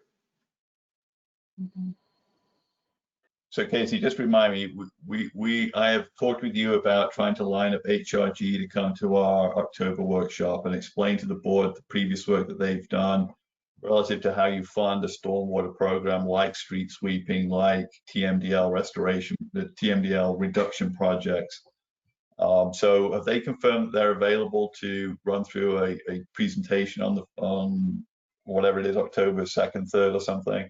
Yeah, Adrian Vicari and Sean Fabian from HRG. Adrian led us through the stakeholder process, 4 years ago? Yeah, the August meeting that we had. Yeah, they both came and they showed us the deck that you guys had prepared. Yeah, I think so. Yeah. HRG, yeah. Yep. So they are on. They're ready to go for the October meeting to talk. So your desire then would be for the board to listen and understand and to basically have a discussion around what you want what we should do for the township as we prepare the 21 budget to fund or not, or to take down from the savings, whatever we want to agree, how we manage the desire to get on with implementing these processes to comply with the permit. That's what you would like us to do as we go at the October meeting. Yes, that's my and staff's recommendation at this point. So we would listen on October whatever it is, and then at the regular October meeting, we probably need to make those budget decisions. Correct? Yes, correct. Okay. And then in the meantime, tonight in a minute, I can make a motion to authorize the expenditure to proceed with the design work for Pine Valley. But we need to continue the conversation around the bigger aspect of the understanding the extent of an investment program and how that might look for these deteriorating stormwater pipes. That continues in parallel with this budget conversation that we just discussed. Yes, agreed. Absolutely. Yeah. So I'm going to make a motion then. Okay, go ahead, Ashley. Sorry, no, quick question. Are there any other players that are involved in this? Like, are PennDOT involved in this, or is anyone else? No. No. PennDOT has a number of metal pipes in West Goshen that are rotted. Yeah, absolutely. I was just out with the PennDOT maintenance supervisor for this area. We've been trying for going on 8 years to get a pipe fixed on Phoenixville Pike. It's actually starting to dimple into one of our trenches. And their response is they'll come out and get it when there's a hole in it. Right. Well, the answer actually is yes. They're responsible. The county, they all have their own stormwater issues and their own TMDL. I don't know if PennDOT has a TMDL, but I know the county does. I think they do. Yeah. So, Right, so but for PennDOT roads, if we have a street sweeper, are we sweeping those roads? Probably not. No. Are they It's sweeping township those streets. roads? Probably not. no, it'd be township. Yeah, we wouldn't even, I don't think we'd even get credit from DEP because we do not own those facilities. So anything we would. And they have no programs to sweep those roads themselves. They have no obligation to do that. No, the only time I see, and Dave, you can chip in, the only time I see PennDOT sweep is maybe once in the spring to clean up the cinders on the sides of Route 30. But that's it. And that's just to clean the storm grates. That's it. Yeah, or they will do 202 and the 100 spur once, maybe twice a year, likely once. Yeah, and it's just to hit the highways. They certainly don't do Paley Pike or Westchester Pike or anything. It's strictly the true highways. Also, Casey, Derek, is there any grant funding that might be available for the replacement or repair of some of the CMP piping? I know the sewer authority just recently got some monies for some of their upgrades and repairing. How about for the township for CMP repair and replacement? Yeah, that's something HRG is going to talk about. But again, just like as Sean knows, and I see Tina on the line, the sewer authority has been very good about getting grant funding. I think we've gotten 4 or 6 grants so far down there. The projects are ready to go, shovel ready, and that's critical for these grant programs because we can't take a grant application without a design. We need to be ready to go so we can show the grant agency, and that's again why the sewer authority has been very successful. They have projects that are ready to go, that are designed, that are ready to be gone to construction. We're just not there yet. But yes, once we start designing these various projects, we can apply for small streams grants. But again, it takes a lot of money to get ready with design to go to those grants. So the board has to be willing to fund those. Who applies for those grants on behalf of the sewer? Like who has to do? HRG actually has been the grant writer for them.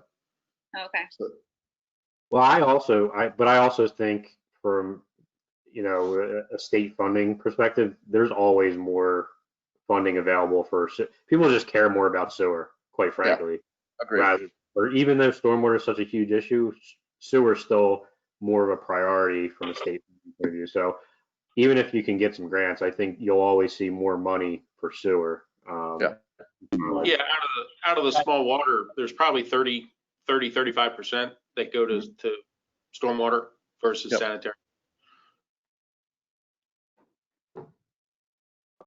Motion and second on the floor. Okay, Hugh, did you second that or did So Casey, I want to just clarify my motion, if you don't mind. I want to make a motion to authorize unbudgeted expenditure up to $30,000. So I want to put a limit on it, please, for 2020 expenditure for the Pine Valley Circle stormwater improvement, piping, and the township basin improvement. I don't know if it's both in one or not, but if the design is going to be done together, then I'm happy to make that motion. Okay. Second. Sean, this is Kristen. It's just for the design, right? 30,000 is just the limit on the design plans. Dave, is that correct? Yeah, we're just looking to do the design. The project itself will be budgeted for 21. I just wanted to make clear, it wasn't clear from the motion that it was just the designing is the cap. Design engineering. Okay. Yeah. Hugh, you seconding that? I did. Thank you. Any public comment? Madam Chair. Yes, this is Doug. Hi, Doug. Yes, I'm in agreement with spending this money for the engineering. Also, one strategy for funding the TMDL projects and the stormwater rebuild. Maybe the board can consider doing a bond issue to help preserve our capital reserve funds and just very carefully structuring that loan so that it won't be burdensome. We can pay for it with current or close to current revenues. That way we can get everything we need to do without using up all our savings. It's just a suggestion to possibly look into. That's all. Thank you. There's two more, both callers on the phone, either one. Okay, thank you, Dr. White. Caller number 3. That's Margie. Okay. Margie, go ahead. No comment, just because the only thing that's on the table right now is the 30,000, correct? Correct. Yep, so no comment, I'll save it till the end, thank you. Okay, And the other anyone else? caller? Yes, we're good. Okay. Okay, let's move forward with the roll call. I'll start. Robin says aye. John? Yes. Okay, Ashley? Aye.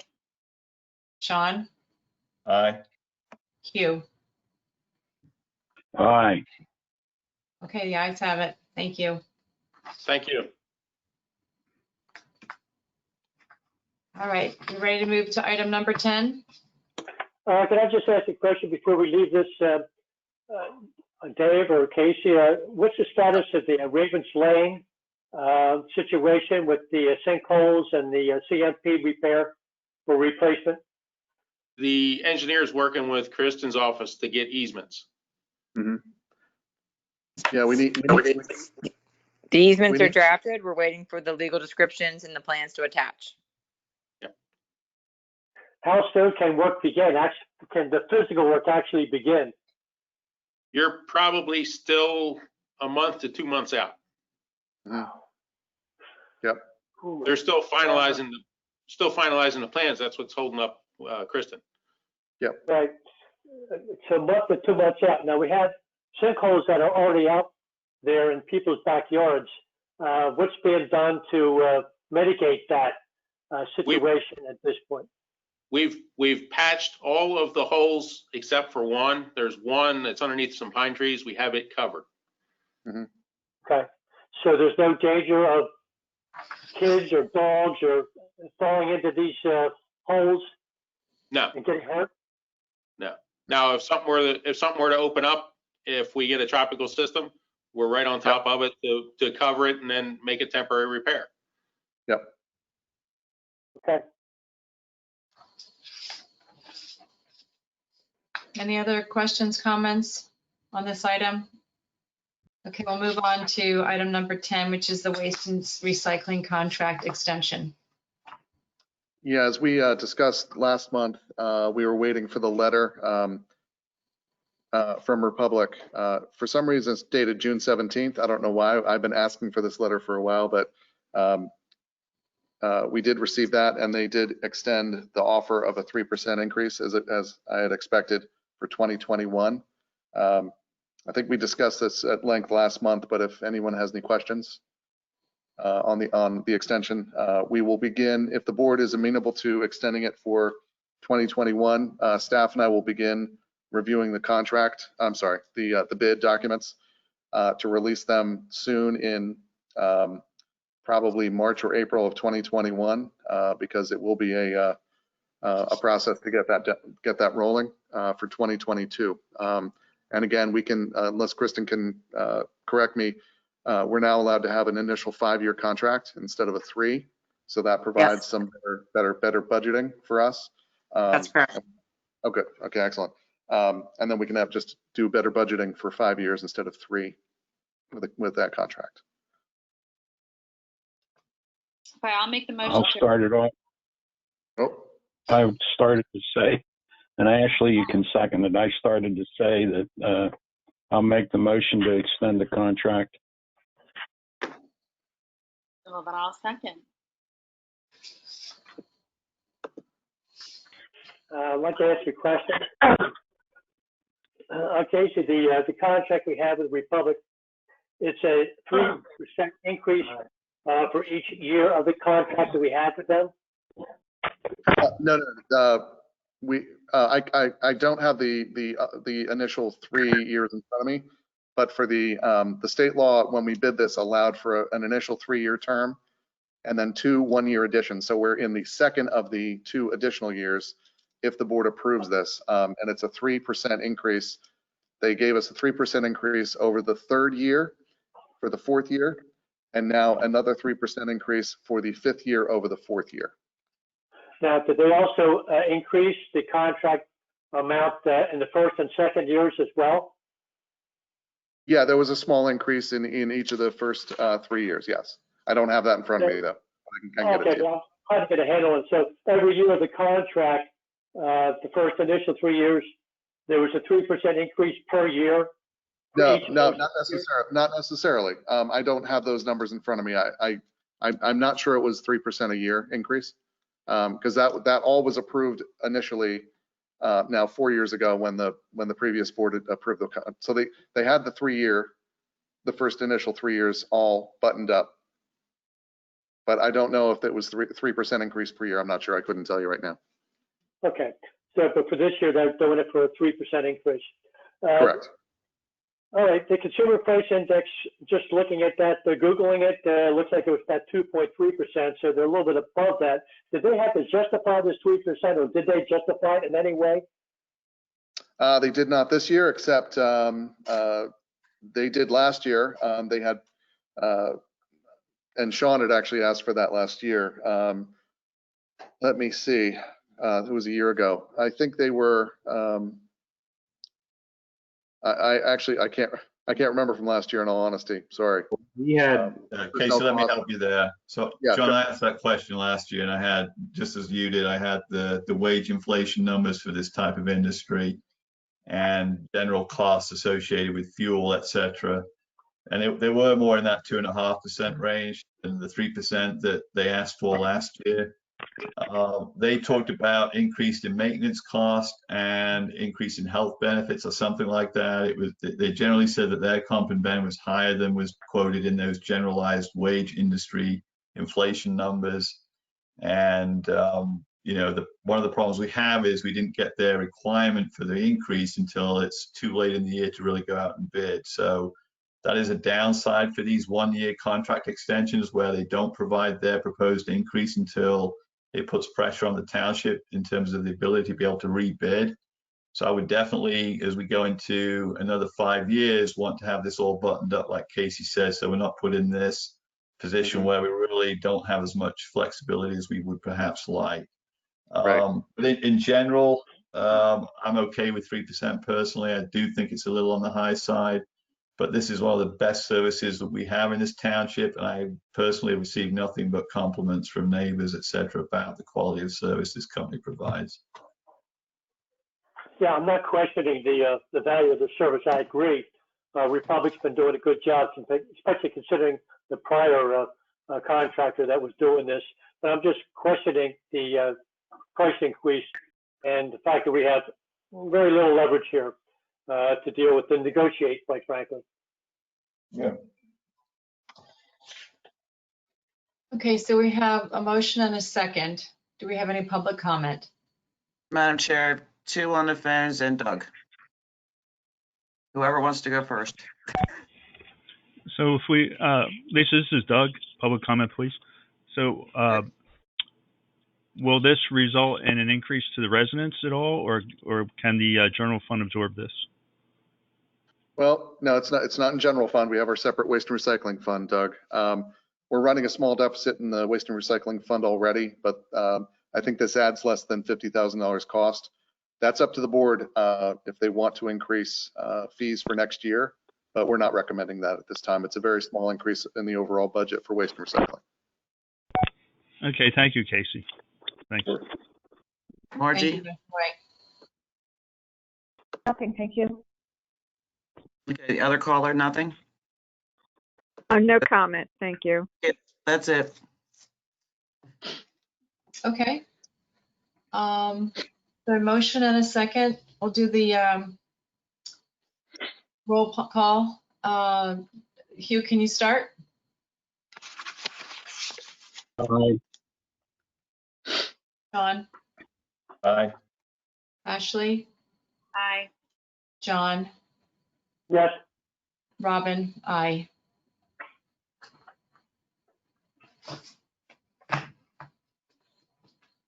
Okay, thank you so much for putting that together for us, Casey.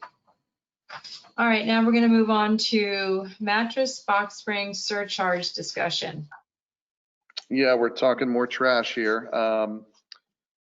In January of 2019, the Lanchester landfill, run by the Waste Authority, they really don't want mattresses and box springs anymore. So they started charging the town, all municipalities, $25 per box spring and/or per mattress.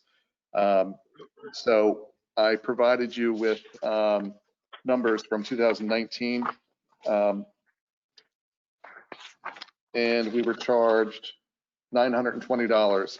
Compare that with 2020, everybody's home, everybody's doing home improvements, and we're over $4,000 this year.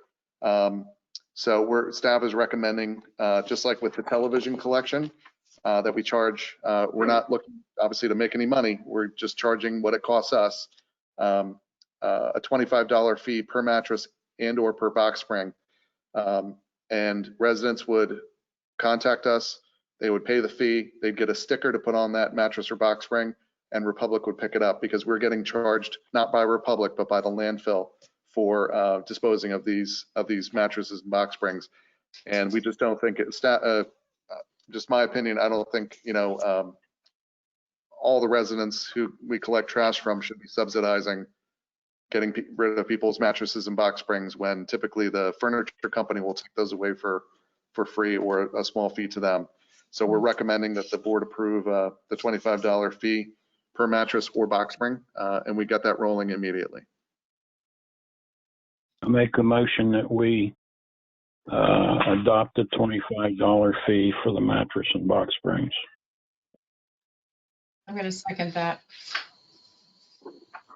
I'm not quite on the same page yet, so let me make an argument for why I think we shouldn't. But so if you actually look at the waste and recycling fund budgets last few years, so it looks like to me, the first 2 years of this 5-year period we've been in, we had surplus of revenues over expenditures. And then as the increases have gone on each year, the last couple of years here, like Casey said, we're going to be probably our revenues are going to be less than our expenditures with this latest 3% increase as we look at 2021.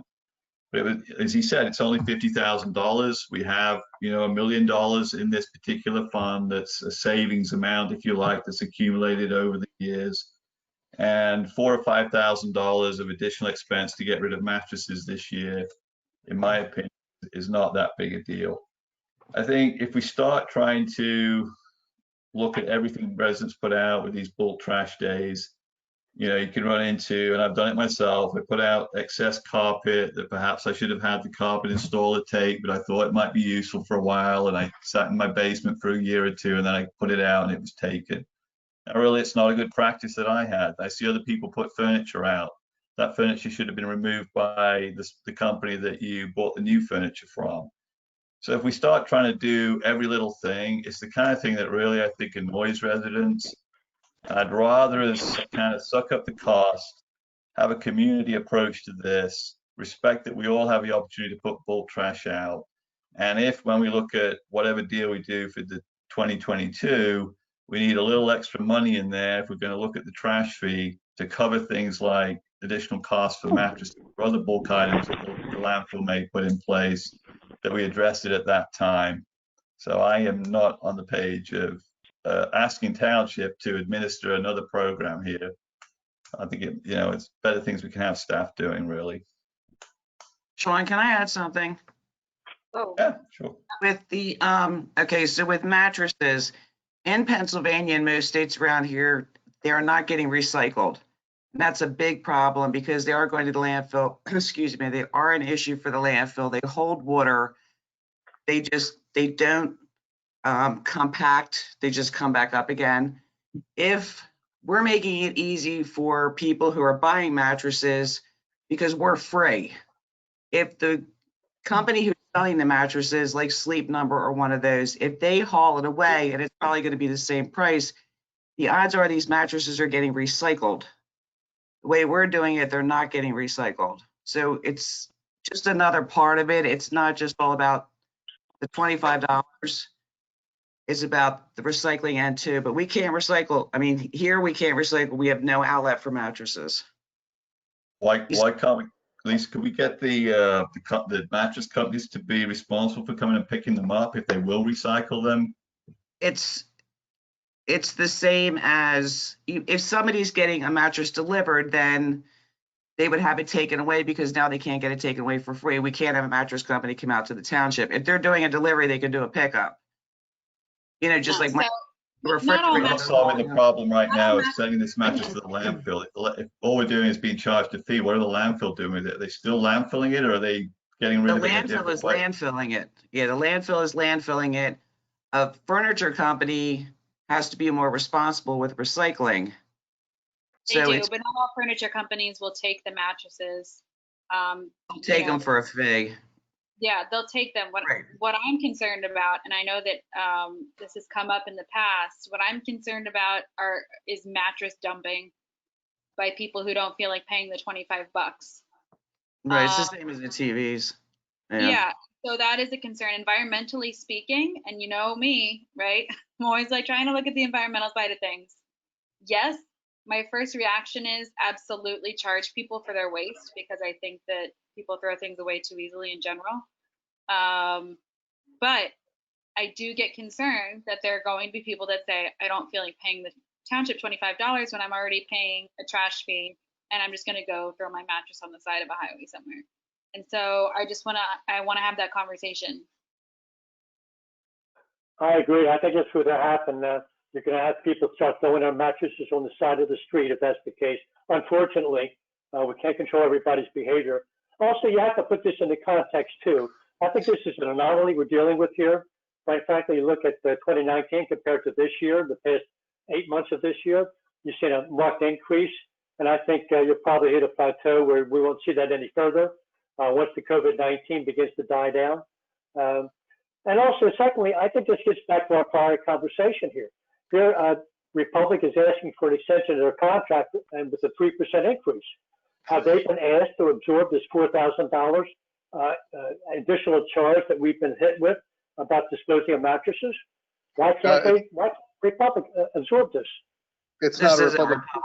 It's a landfill fee. It's a tipping fee. It's nothing to do with Republic. Yeah, but Republic picks up the mattresses and they deliver them to the landfill. Why couldn't they pick up the landfill fee?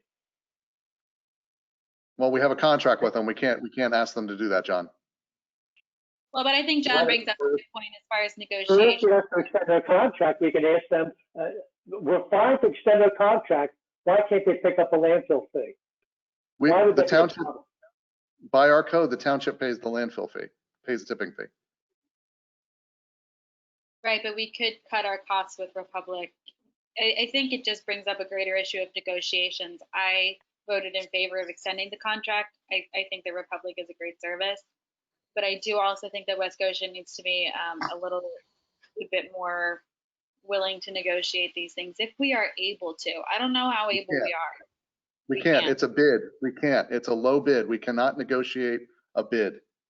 Okay, so we can negotiate that. You could ask the public that 3% is a little high and chop it back to whatever $5,000 off would be. You can ask them to do that.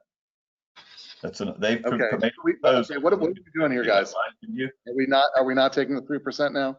Well, I'm not sure what direction. We've already voted for that, but I'm not sure that you can. No, we're extending the contract, but I'm saying when we do go out to bid next year, it might be interesting to ask some of these questions later. Yeah. But we have to have a bid document that is published that we stick to. We can't negotiate a bid.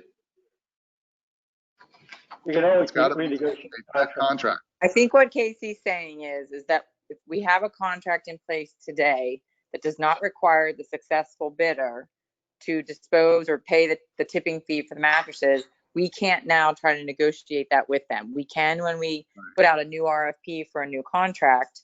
We can make that be one of the minimum terms, but we can't in the middle where we are now with the contract that we've just voted to extend, we can't now renegotiate for that specific term.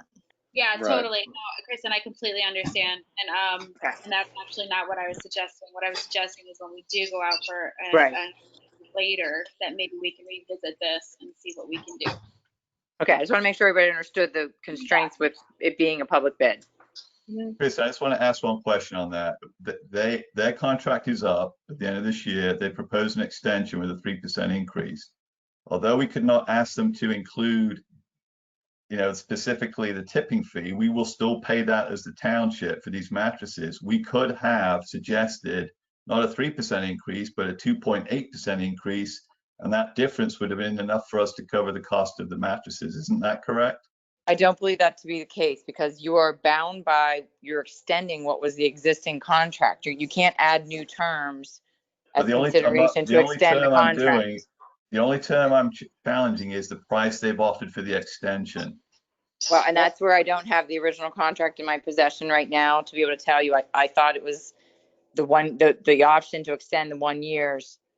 Casey, does it have, again, neither of us have the contract in front of us, but I thought it set forth what the extension price would be.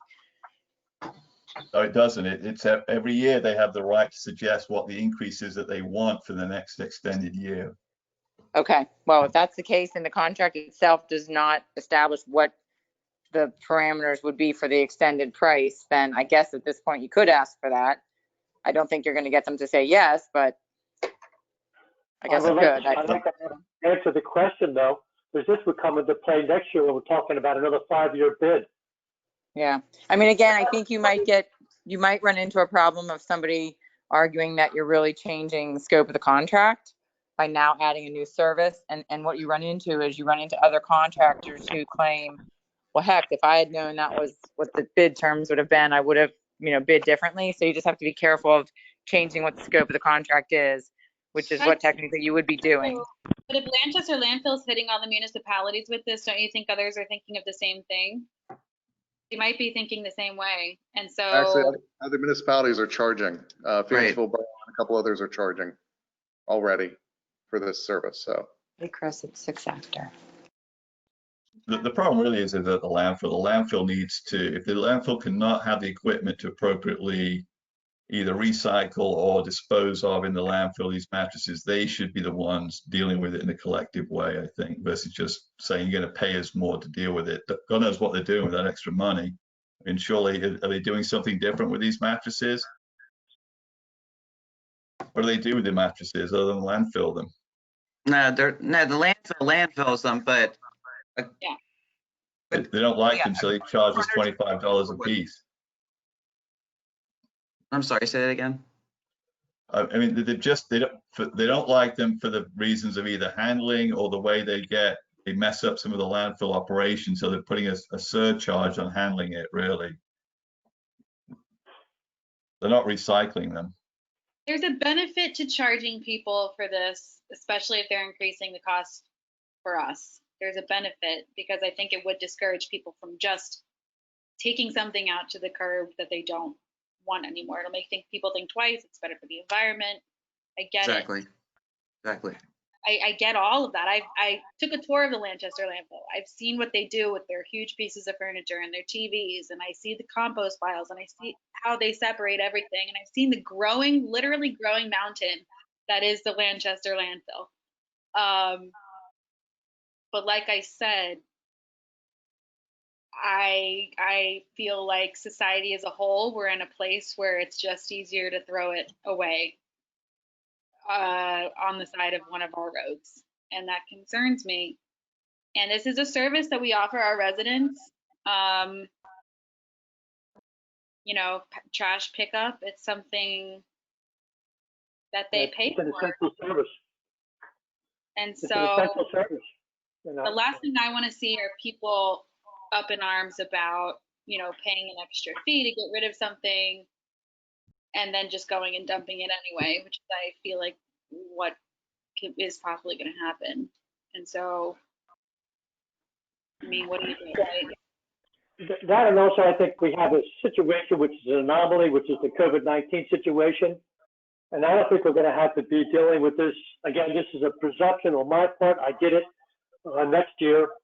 So I don't think we're going to be dealing with this kind of a volume. I think just starting something now would be just another, it's a stupid little thing. $25 not a big deal, but it's just going to be an annoying thing that's just going to annoy people. And I don't see why we need to go there. Lisa, can I I think ask it's you a in the question? same category as the TVs. We had this similar discussion when the TV fee came in. And let me ask you, what was the fallout of the TV situation? Are people dumping TVs? No, that's why I'm not concerned about this. We're not having. Not anymore, but they were for a while. I mean, I don't remember collecting any TVs off the side of the Is the township prepared to go out and pick up people's mattresses and get rid of them yourselves if it becomes trash on the side of the road? Because we don't want mattresses on the sides of the road. Right, what's the same, like you say with the TVs, we don't, I mean, especially Public Works, we haven't been out picking up televisions when televisions became hazardous. So. Right, but it needs to be up to Public Works or whoever to go out and pick up these mattresses and people start throwing them on the side of the road. It's very rare, but we do have it occasionally, and we run out, pick it up, we bring it back here, and a Republic truck comes and picks it up. Okay, so what if we decided to do this for a little while and see what happens? If people start dumping mattresses, then maybe we have a problem and we eat that fee, or if people don't, it's fine, it's covered. Just a reminder, procedurally, there was a first and a second, so that would either need to be withdrawn or there would need to be a vote. I was going to ask Lisa a question. Lisa, I'm more familiar with not putting my mattresses out of the street, but some of my appliances. Do we have a fee for other types of heavy duty equipment that needs to be broken down as well and taken apart? Washing machines, dishwashers, is that part of any of this pickup that they do for that one bulk item? Yeah, that's part of the one bulk item. Yeah, and is there a fee? No, there is not. Of that item to be paid? No, the only time there's a fee is anything with Freon. Okay. The residents, there's for them, the residents to deal with that, but they're not paying us. But that cannot be taken without, so there is a type of fee, but it's not the same as what we have here. Okay, so for these other non-Freon appliances, is there a fee that they have to pay? Okay, so this would be the first time we have a fee specifically on another type of product. Right. Okay. That's helpful. I do think that it's appropriate for people who want to get rid of their mattresses to do it appropriately. I don't have any awareness of seeing any wet mattresses in the 20 plus years I've been living here, but that's not to say that people still do it. So I kind of like what Ashley's saying. Let's start the process of seeing how things go with just paying for them. And if things continue, my biggest concern is we made a huge jump from 2019 to 2020 now. And if that continues to grow because people realize they don't have to do anything besides just leave it at the bottom. Exactly.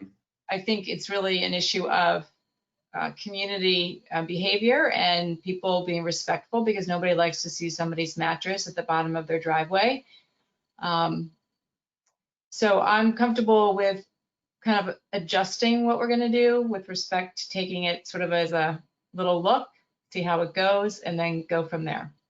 Can I I'm not say sure how you can say that articulately. Somebody like Kristen can point it out. Can I say one small thing? Yes, Dave. The big thing now is, I can't think of the name of them, but there's several companies that are selling mattresses online. So They come to you in a box. That's why we're seeing the big uptick in mattresses. Because you're getting your mattress, UPS is dropping it off to you, you carry the box in, you carry your old mattress out, and so you don't have a furniture company there to take it away. I see. Yeah. So I really think this is just going to continue to increase. Well, we're going to reach a breaking point in society, and I think overall environmentally, and I feel like we've already surpassed that breaking point. And things are changing. The world is changing. People need to be conscious of their trash. You know, I'm a big proponent of that, and so I will support the fee for a while. But I think that we need to monitor this and revisit this, because if it becomes a trash problem, then that's a different problem. Well, Ashley, just to clarify, when you say you're supporting the fee, you're supporting absorbing the costs instead of passing on the residents. Correct? No, I am supporting residents paying for their own mattress. Oh, you are? Okay. I am. Sorry. Yes, I just want to say I haven't changed my mind. I just want to say I haven't changed my mind. I'm with John's position, which is this will be one more little nuisance thing that has the propensity to annoy residents. We've just had a big conversation about the scale of change we're going to have to introduce residents to next year when it comes to stormwater and other bigger costs that are going to potentially hit the residents. And this will be one of those little things that is really annoying them. No change is going to happen to these mattresses. They're still going to end up at the landfill. And it probably is, I agree with John, more a one-off of this year's COVID situation. That's fine, but how often? And I have total sympathy with the position that this isn't good for the environment, but nothing is changing by making the residents pay the fee, other than annoying them. I have a TV to throw out. Go ahead, Ashley. I'm sorry, I have a TV that we need to throw away that's been sitting in our garage because we were instructed that the township just wouldn't take it. I mean, we need to pay, and there's a process, and that's just reality. And so because I haven't had the time, I have this stupid TV sitting in my garage and I haven't taken it. I mean, it's, the world is changing. I don't know. But you can't send the TV to the landfill, is that right, Derek? I mean, if you put a TV out at the curb, it won't get picked up. You have to take it yourself to either the recycle events or the Best Buys or whatever and pay the fee. Right, yep. $25. But that is different than a mattress where people don't have the vehicle to take a mattress anywhere. There is no place to take a mattress. Right. Yeah. At the landfill. That's why we need them to. That's reinforcing my point that. Well, unless you go back to the furniture company collecting it and then they get it recycled, at least some would get recycled. Well, we could talk about this at length. There's also like a sanitary issue here. A TV is not a necessity. A TV is something like my TV is too small and I want to get rid of it, or it broke and I want to throw it away. A mattress is like, I've had this mattress for 10 years and it's no longer like sanitary to sleep on and I need to get rid of it. Now I'm being charged to get rid of something that's not good for my health. And so, yes, there is a difference. Now I'm going back and forth. I know I'm not being helpful. This is an interesting conversation. Yeah. All right. So I am sympathetic. I do think people should pay for their trash. Don't get me wrong. Lisa, can you hear me? Yes. Sorry. I'm not going to be, I think what I'd like to see, which I always point to when we have some of these conversations about new issues that are coming before the public, that the board is considering based upon your evaluation, your concerns, and, assuming that our residents are responsible for whatever they put out at the bottom of their driveway. And if we are going to do something like this, I always think it's important to have a preview of a conversation that you just shared with us in terms of the reason why we need to do this and when we're going to do it. I don't know if $25 is too much to ask, but I'm pretty sure every time I put something at the bottom, the guys on the truck said, you're going to have to pay $25 if you leave this here. Otherwise, we can take it. And of course, I said, yeah, take it.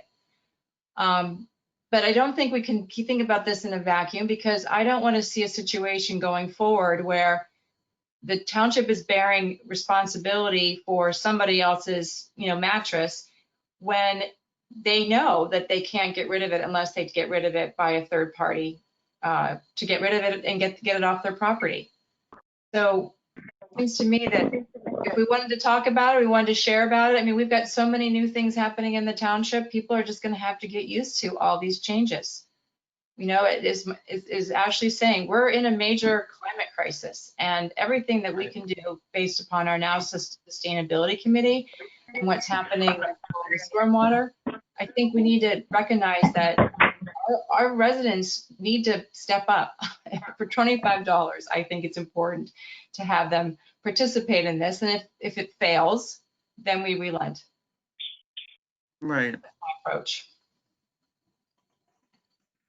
Okay, so Hugh and I are a first and a second. Do we have anyone on the anyone in the audience, in the residents who would like to weigh in? Anyone on the phone or Doug? This is Doug. I think you're making good points on both sides. I don't know what to think. I'm sure what you decide will be all right. Thanks. Well, let's start and see how it goes. And then if it gets to be too complicated, too frustrating, too many phone calls, then we can do something else. Okay. All right, take a so vote, Robin? roll call, since we don't seem to have anybody from other than Doug making a comment. Correct? Nobody else? No one else. All right, I'm gonna start. Robin says aye. I guess with the amended statement about it, that we would take it for a period of time, 2-3 months to evaluate it then, if it's working or if it's failing. Wait. I would request. I'm here. Request 3 months. Go ahead, Casey. I'm here. I would request a quarter, so 3 months. Okay. Okay, I'll amend the motion to include that. What exactly does that mean? You mean this is only going to last for 3 months, or we're going to look at Their mattress. this issue again 3 months To from now? revisit it. We're gonna revisit it in 3 months. We're gonna evaluate the impact on the residents and then decide if this is causing a lot of problems for many of them to pay the $25. I don't think the 3 months is going to give us Neither do I.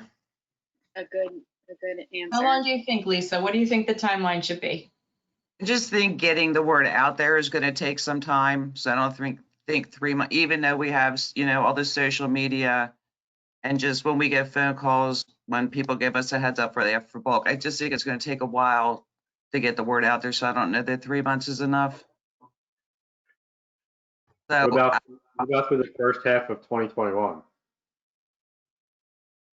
Well, Robin, So you don't even have to put a time on it. You would just have Lisa come back to you with her observations and recommendations if she thinks it needs to come back to the board for further discussion and possible change.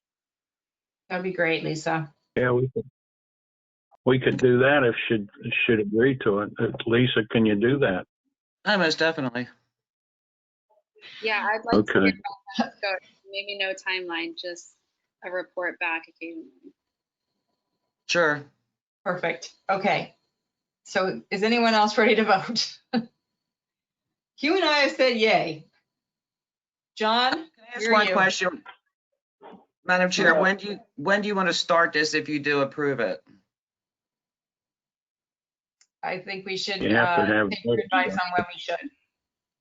January, is that what it says in the? No, we were going to start in October 1st, but. Oh. I thought it was right away. Yeah, the fee started January 1st, 2019 for the landfill. Oh. Right. Well, that's when they started charging us. But Correct. we need to, I would think, notify our constituents. Right. Yeah, we would start that immediately. Right.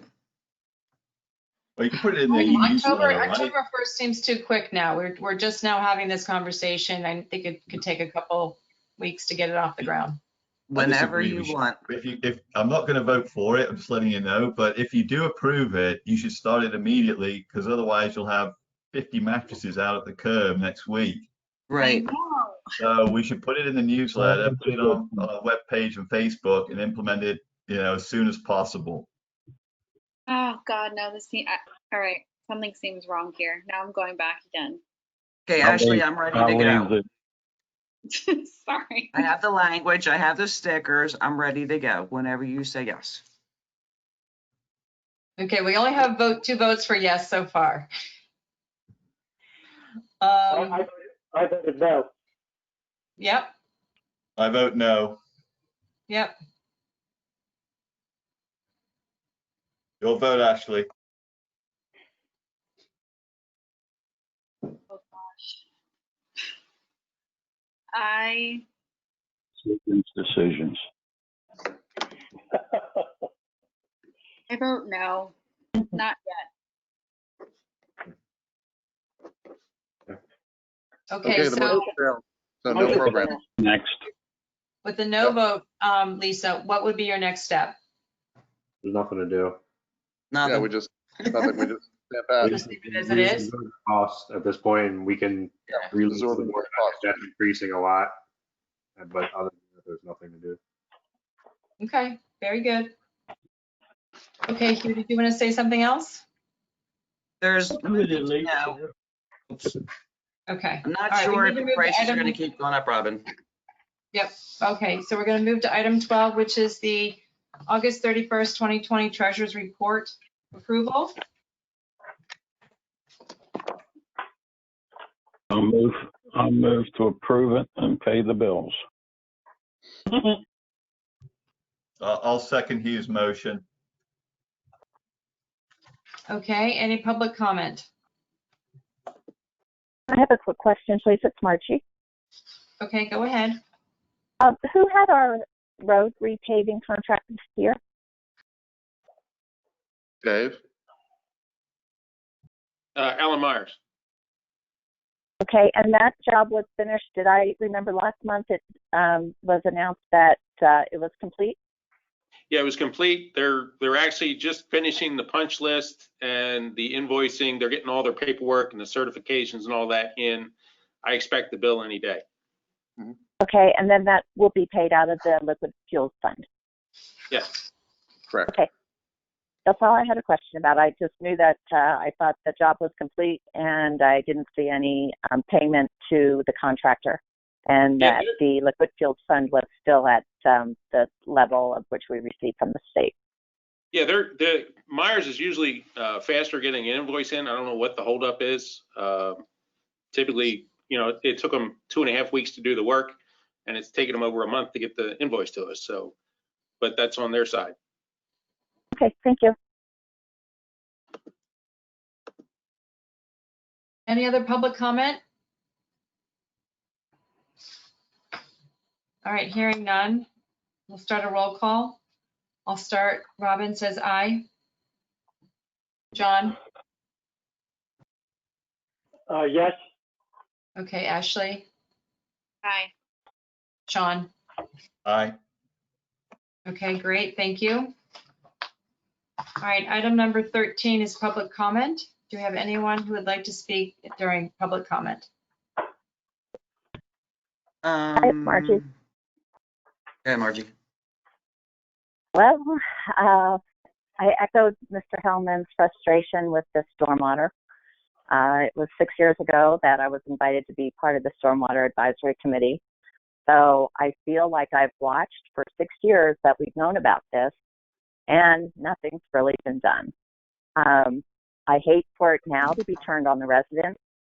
I know in 2016 there was a $2 million transfer from the general fund to the capital reserve fund for unnamed future capital expenditures. There was also a transfer this year of $1.7 million from the general fund to the capital reserve fund for unnamed capital expenditures. I feel that there's plenty of money already either in capital reserve, or our general fund policy is to have a minimum of 20% of our annual revenues in our general fund. So our policy is roughly to have a minimum of roughly, let's say, 3.5, max $4.4 million in general fund. We're sitting at a balance of probably year end in the range of 13 million.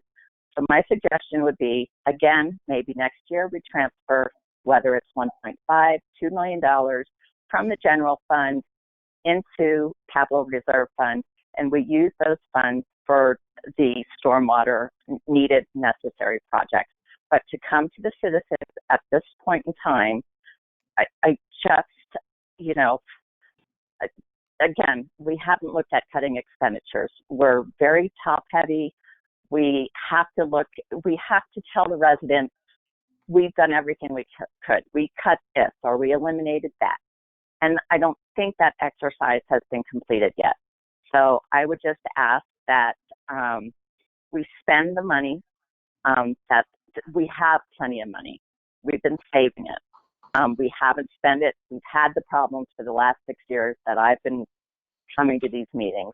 And I would just implore you not to ask the residents in 2021, with everything else that's going on, to, you know, reach into their pockets for what I see. And it pains me to be so critical, but, you know, we're lucky.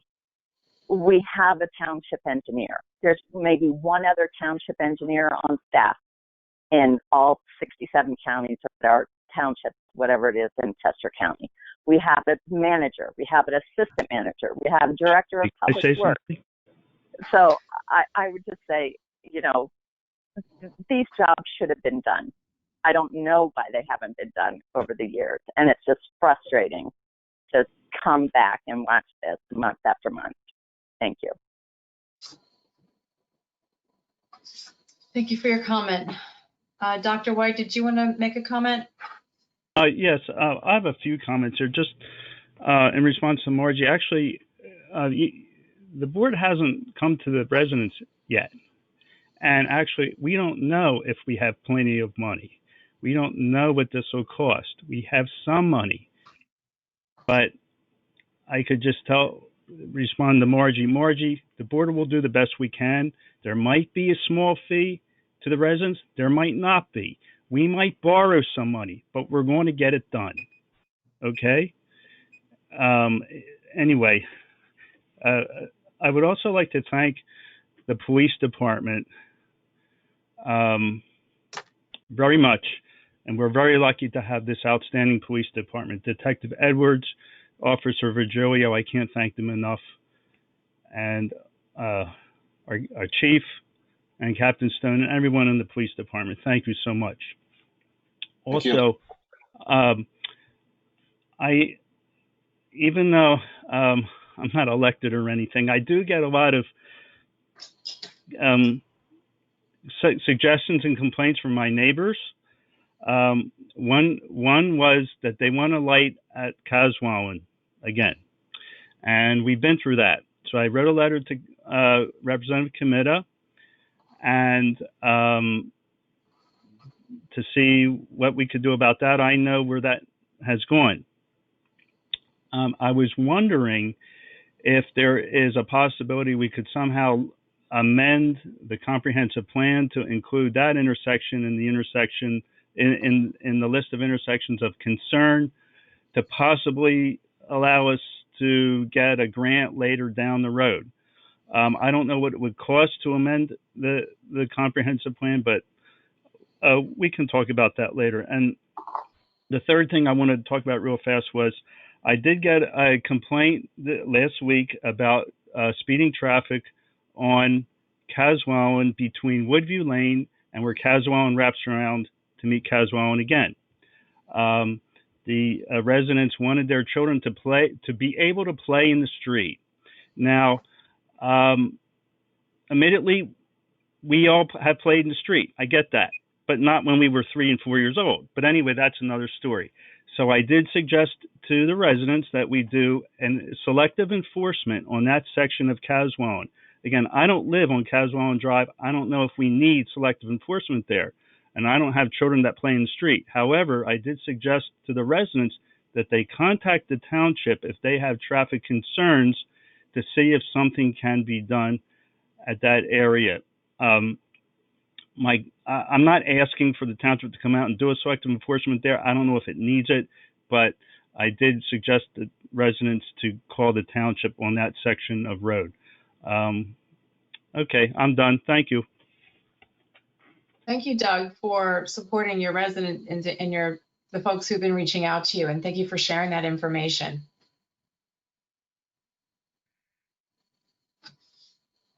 Okay, Madam any Chair, other? Robin, Yes? I just have a follow-up question back to Margie. Okay. That's okay.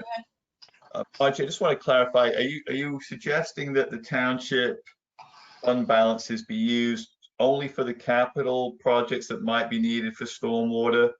Or are you suggesting that the ongoing permit compliance, now that we have one, related to not TMDL, but the best management practices such as street sweeping and some clean out, that we should pay that ongoing annual expenses out of savings too, or are you opposed to a fee for that?